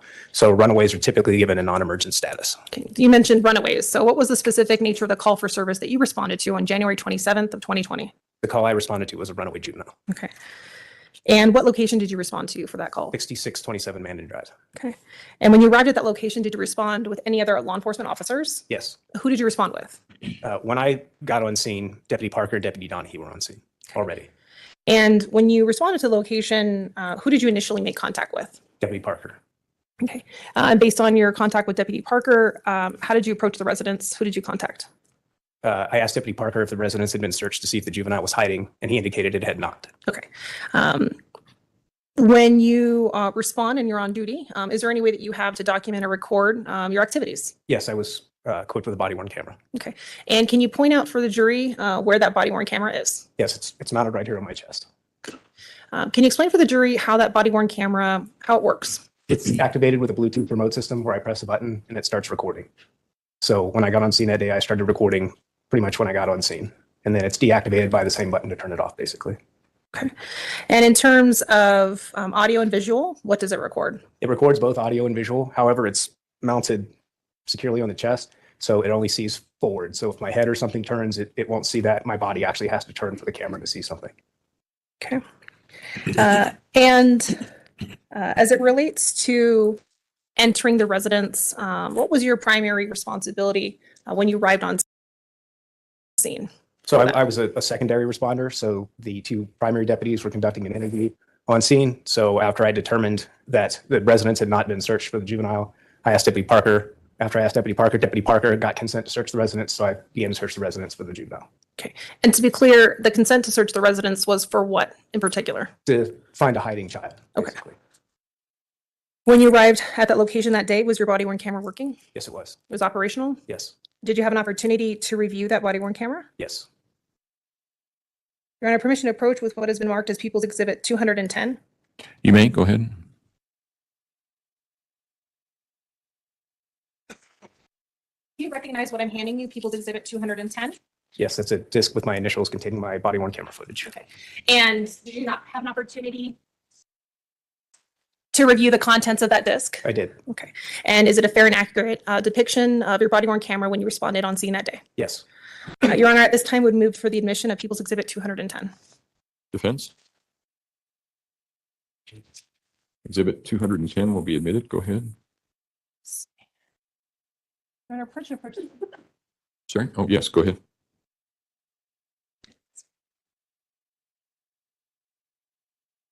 And Your Honor, permission to publish as well? May.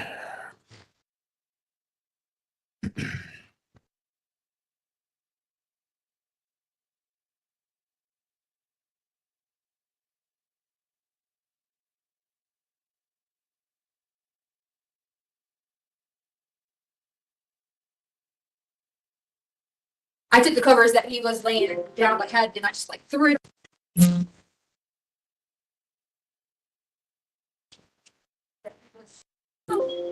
I took the covers that he was laying down like had, and I just like threw it on there because I got my daughter out and the dog's out. She was working, and it was something. I know, it was something that we were just like. Did he take his bike? No. Okay, because somebody saw a little kid on a bike. They posted it, but I didn't know if he brought it. Well, he did unless he took it sooner and brought it back because Lena ends up getting the bike. Okay. And rides the bike because hers had broke. When she ran into him, I say ran into him as in not physically, but she somehow got his bike because hers wouldn't work. So he could have at So one they were point. here. Okay. Yeah. They were supposed to go pick him up for Right. dinner. Blue, And he never black. called. They thought he was at his black. friend's house. He was like, Yeah. you just started sleeping. So We they're had gonna pick him up on the road. one. On one. And he was never there. There's And he never a went to picture of his someone house. said he was on. Okay. And he was picking the switch. Do you mind if my partner looks around the house real quick? Yeah, yeah. Because kids, they hide. And Thank you. They get hide for hours. Yeah, no, we've already checked the camp, like the. Is there any other kids here? Yeah, there's kids here. I say kids here. There's my sister, 2 dogs. Okay. Yeah, no, he's definitely he was out there because they left and blah blah blah. So, he's plenty of time later. I know you said that you were already going to get 6. Yeah, so it was. So you go back here, you went down there. Okay, so bring it here.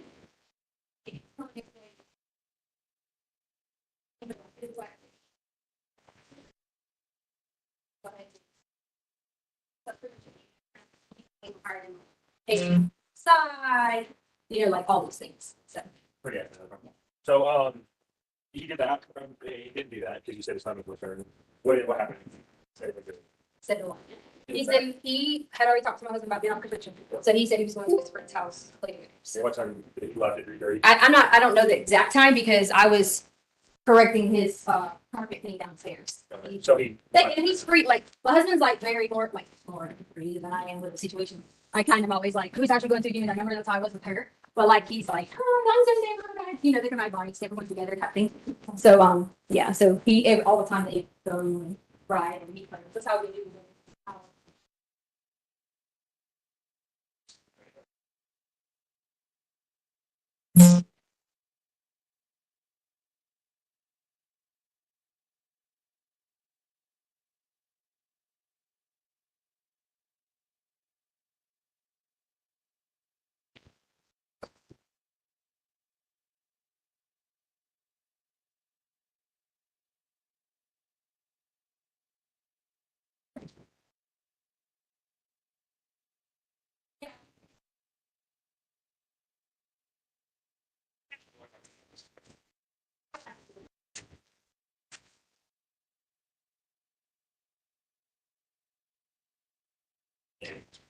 Oh, yeah, that's right. I was like, wrong. I think did I bring my thing in here? I think it might be in here.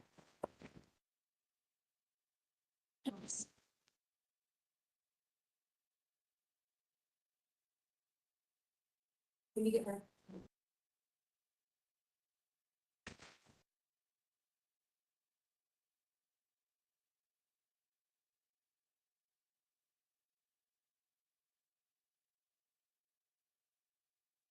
Sir, I think it might be in my car, so whenever you're. What might be in your car?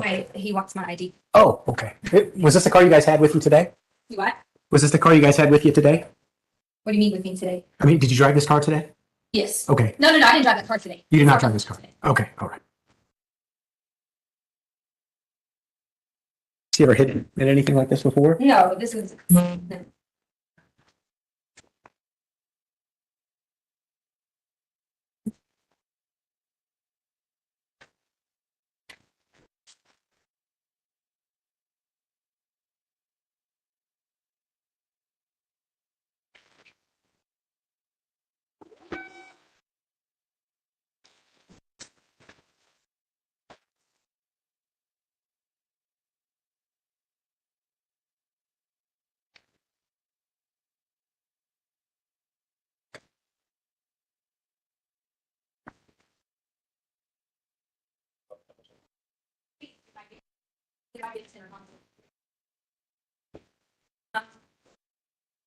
Oh, okay. So I'm like, okay.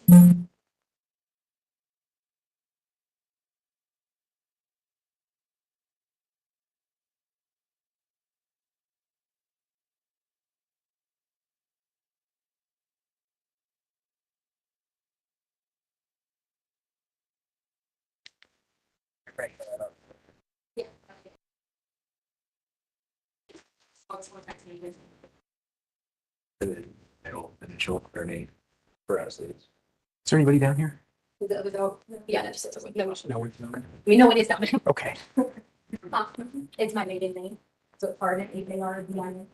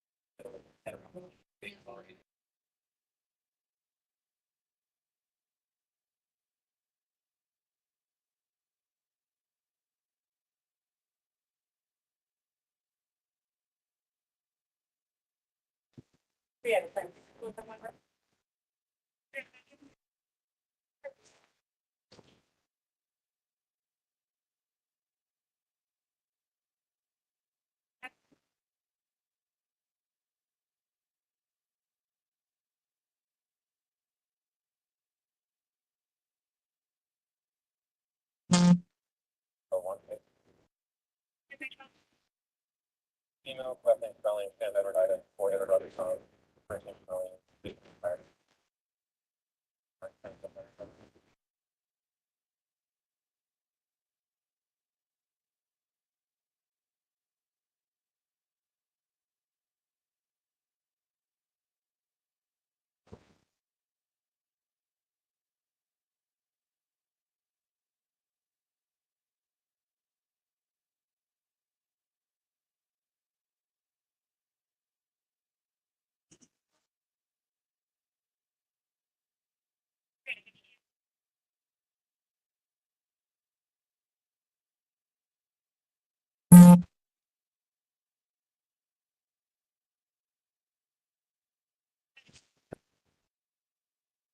try Edward. I don't think it was.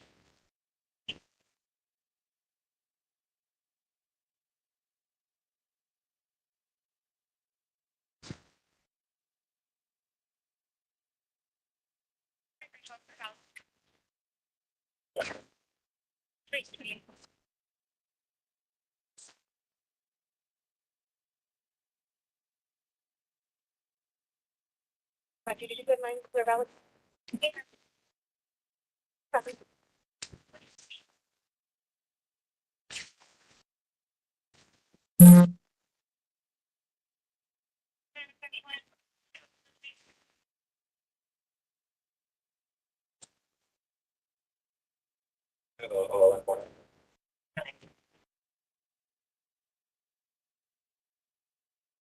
Sorry, it's gonna be 101-275370 South Carolina. One kind of like. Motion due for Blake, 385.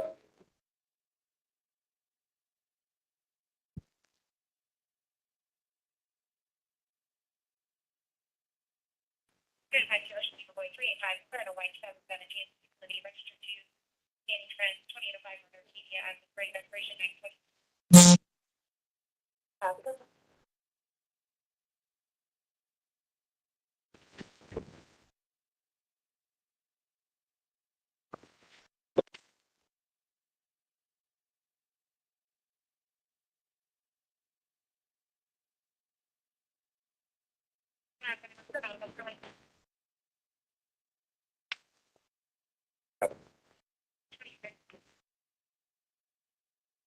He wasn't in here this week.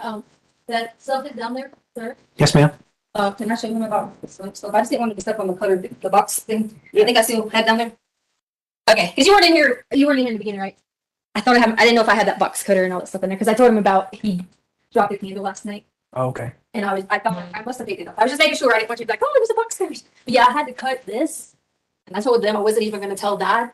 And I was going to figure out a way to put this in there from the situation. But At least you got a carpet. right, I just took it and like covered up with the carpet and stuff like that. But Does he have any friends around here?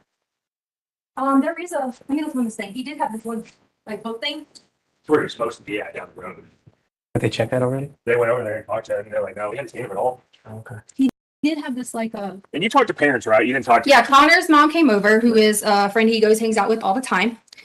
So they come over. The people here, that the friends, they were just the ones that were the door with the bike. Okay. They came over. A bunch of people came over. Yeah, so Any friends? he did have like a little book that had names on it, but I don't know see it like anywhere specifically because like his wallet, he's not like a. I teach fifth grade, and like you got your like really mature kind of boys, but then waiting, he forgets to like bring this or bring that or bring this or bring that. Still kidding. Yeah. So So- no clothes are missing or nothing? No, we actually lay out all the clothes all the time. Like for, like every day at school, we lay out clothes, we do whatever. Is And his jacket gone? he had on he has several jackets. Like it depends on, I'm very like fashion. So like it just depends on jackets. Like he might have this black one with this, or there's a blue one with this. And, So he had a jacket. oh yeah. Okay. Several jackets. Like, you see the kid has, like tons and tons of clothes and he just, he has all that stuff. So.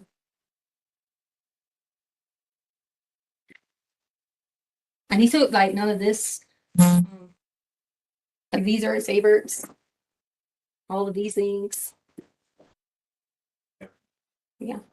All right. He's going to grab some more questions and. Okay. How long have you guys lived here? 500 on it. Maybe like a year and something now. Yeah. And you have talked to all of his friends' parents in the area? I'm not the person that talks to the friends. I don't have numbers. I don't say yes. I don't say no. My husband tells me yes or no. Motion at 3. So he has all the numbers. So there could be some friends that you don't know. Right. Because I don't know the people like that. And a lot of the time that I was here, I had a job on the East Coast. Mhm. So I had to fly back and forth a lot. So I didn't really meet a lot of people, like my husband did. And he's like, always want to be the one to talk to everybody about it. And so, Well, how about your husband? Does he talk to these people? yeah, he's been on the phone with a bunch of them. He's in Oklahoma, Fort Steele right now. Is there anybody he hasn't been able to get a hold of? No, he said he's talked to everyone that he knows of.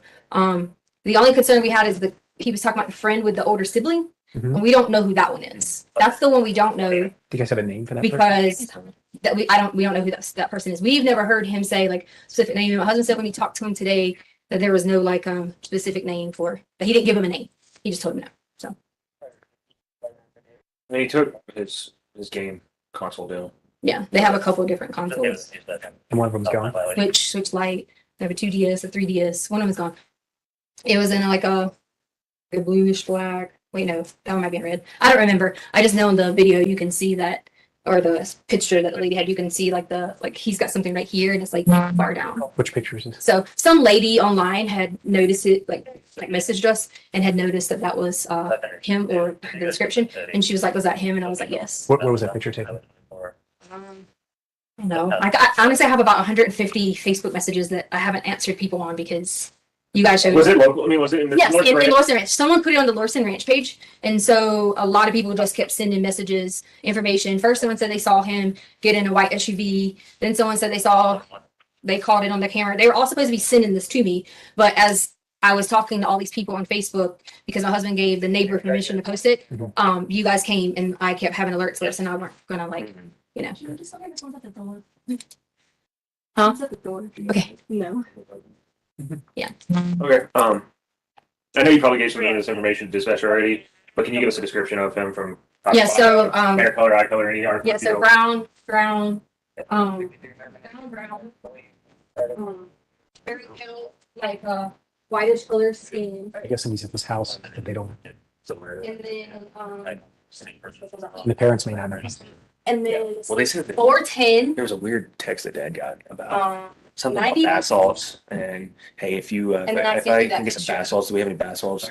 And my friend will let me play Sonic or something at their house. He sent that to his dad. Yeah, I got it. And then Mom goes through everything, finds a this Parker. Yeah. I know that. Yes, correct. Yes. No, we're still getting the runaway report right now. Harley. Yeah. Did you get it? Who was it? Okay, I appreciate it. Michelle Avenue.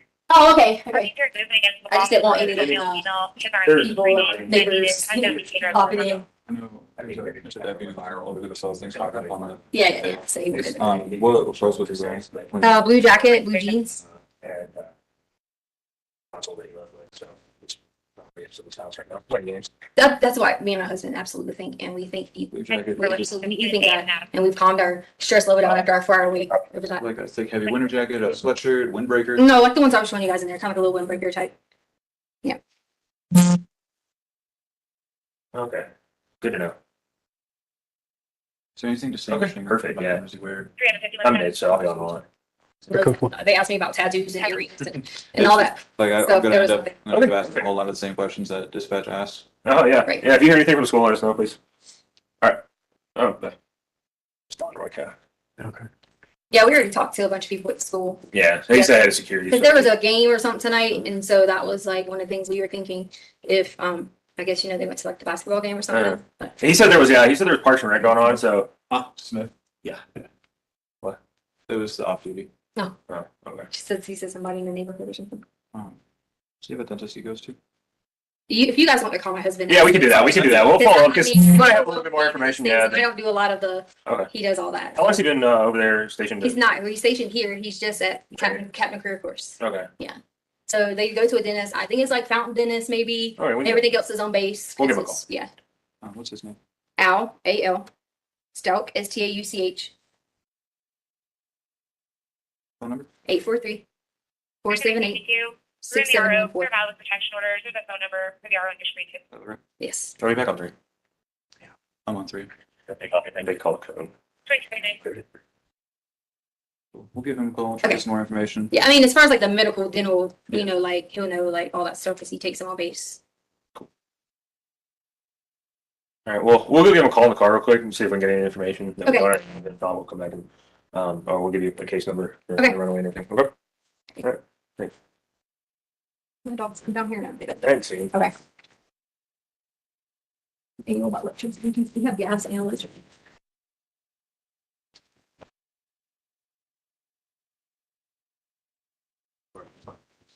Bye. any choice in gathering any vote. Look at that. It's not bad. This morning, round it, Wi-Fi connected.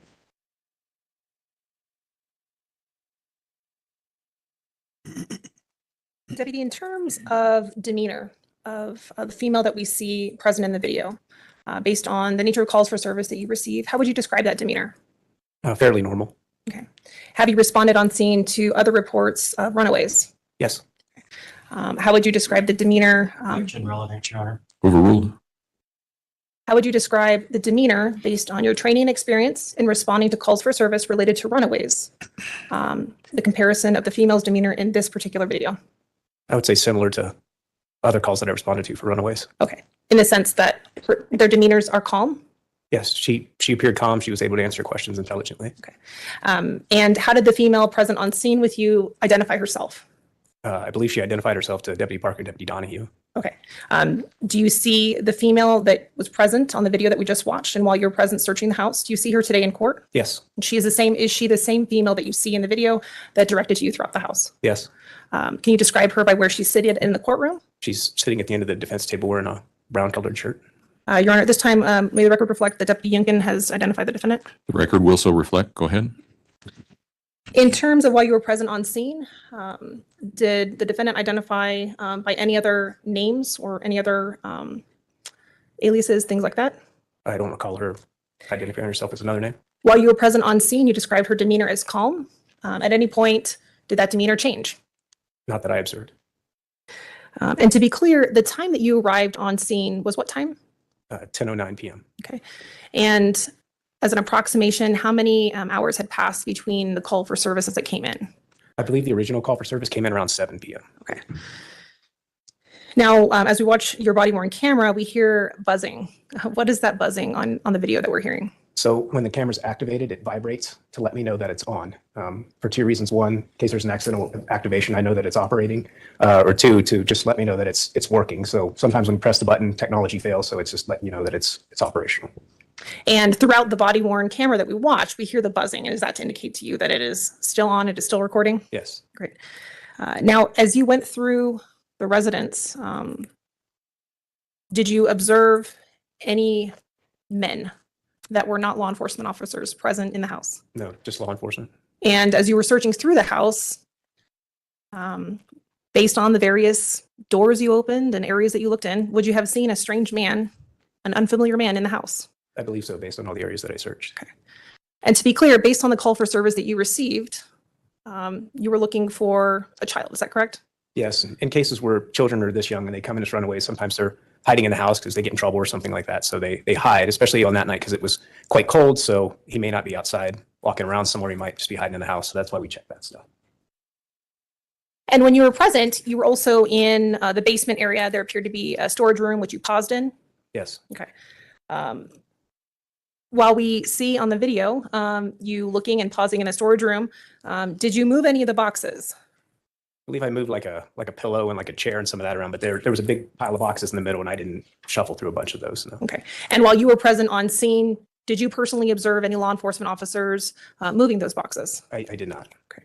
You're under permission to approach with what has been marked as People's Exhibit 310 through 315. May, and if you can find a reasonable breaking point in the next 10 minutes or 5 minutes or so, please. I'm sorry. Yes, Your Honor. If you take a moment to familiarize yourself with People's Exhibit 310 through 315.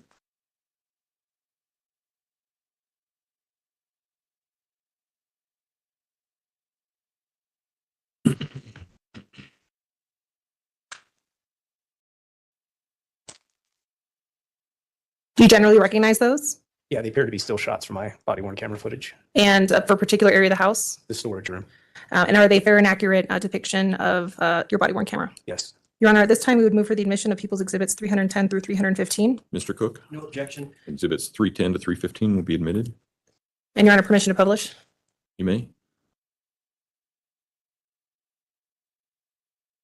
Deputy, behind you, we have People's Exhibit 310. What are we seeing here in your still shot? Picture of the storage room, some boxes and containers. Okay. In People's Exhibit 311, I guess that's a clearer shot of that. Yes. Okay. 312. Farther back. Okay, and to be clear, the boxes that we were seeing on the right side of the exhibit, did you move those? I did not sort through those. 313? Would this just be to the left of People's Exhibit 312? Kind of Yeah. facing a different way? Yes. People's Exhibit 314? Can you orient us here for People's Exhibit 314? Yeah, that is the pile of boxes kind of in the center of the room. Okay. And People's Exhibit 315? That appears to be a storage container by the door. Okay.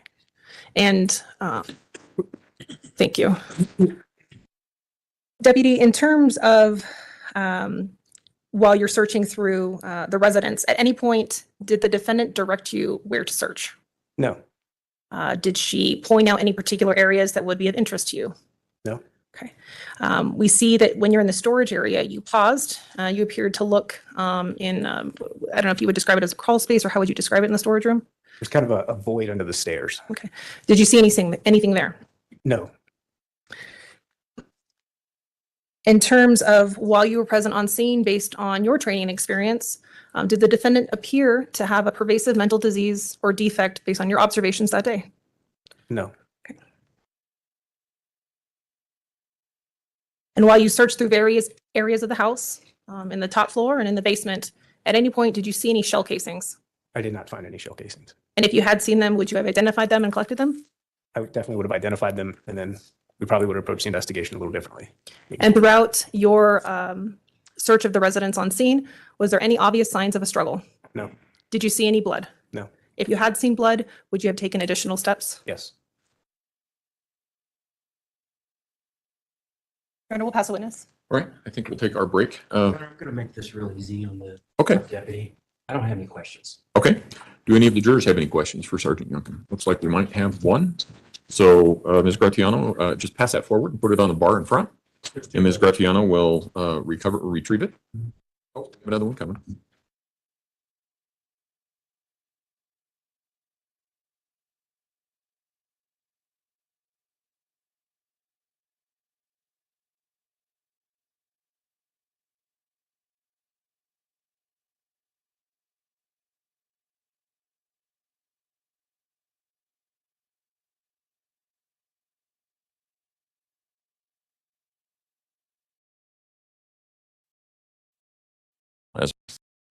Did you notice any unusual?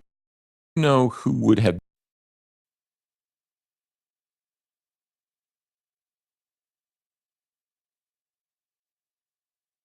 Sergeant Youngkin, do you know who would have been the first person to describe the missing juvenile as a runaway?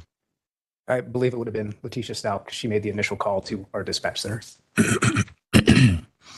When you were searching the home, particularly Gannon's bedroom, did you notice any unusual scents or smells when searching under the beds?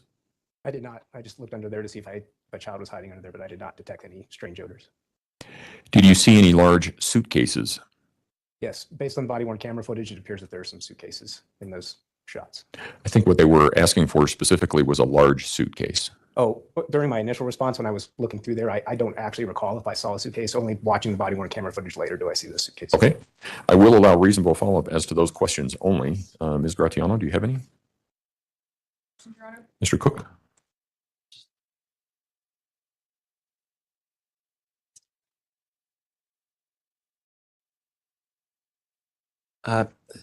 Following up with this unusual smells question that was asked about the Gannon's bedroom, did you notice any like bleach smell, cleaning fluid smell, anything? You know, sometimes you can go into a house and it smells crisp and clean. Any smell like that, or was it just a regular smelling kids? It smelled fairly normal. I didn't smell the strong odor of any cleaning fluid. Okay. All right. All right. Thank you, Sergeant. You can step down. Watch your step there.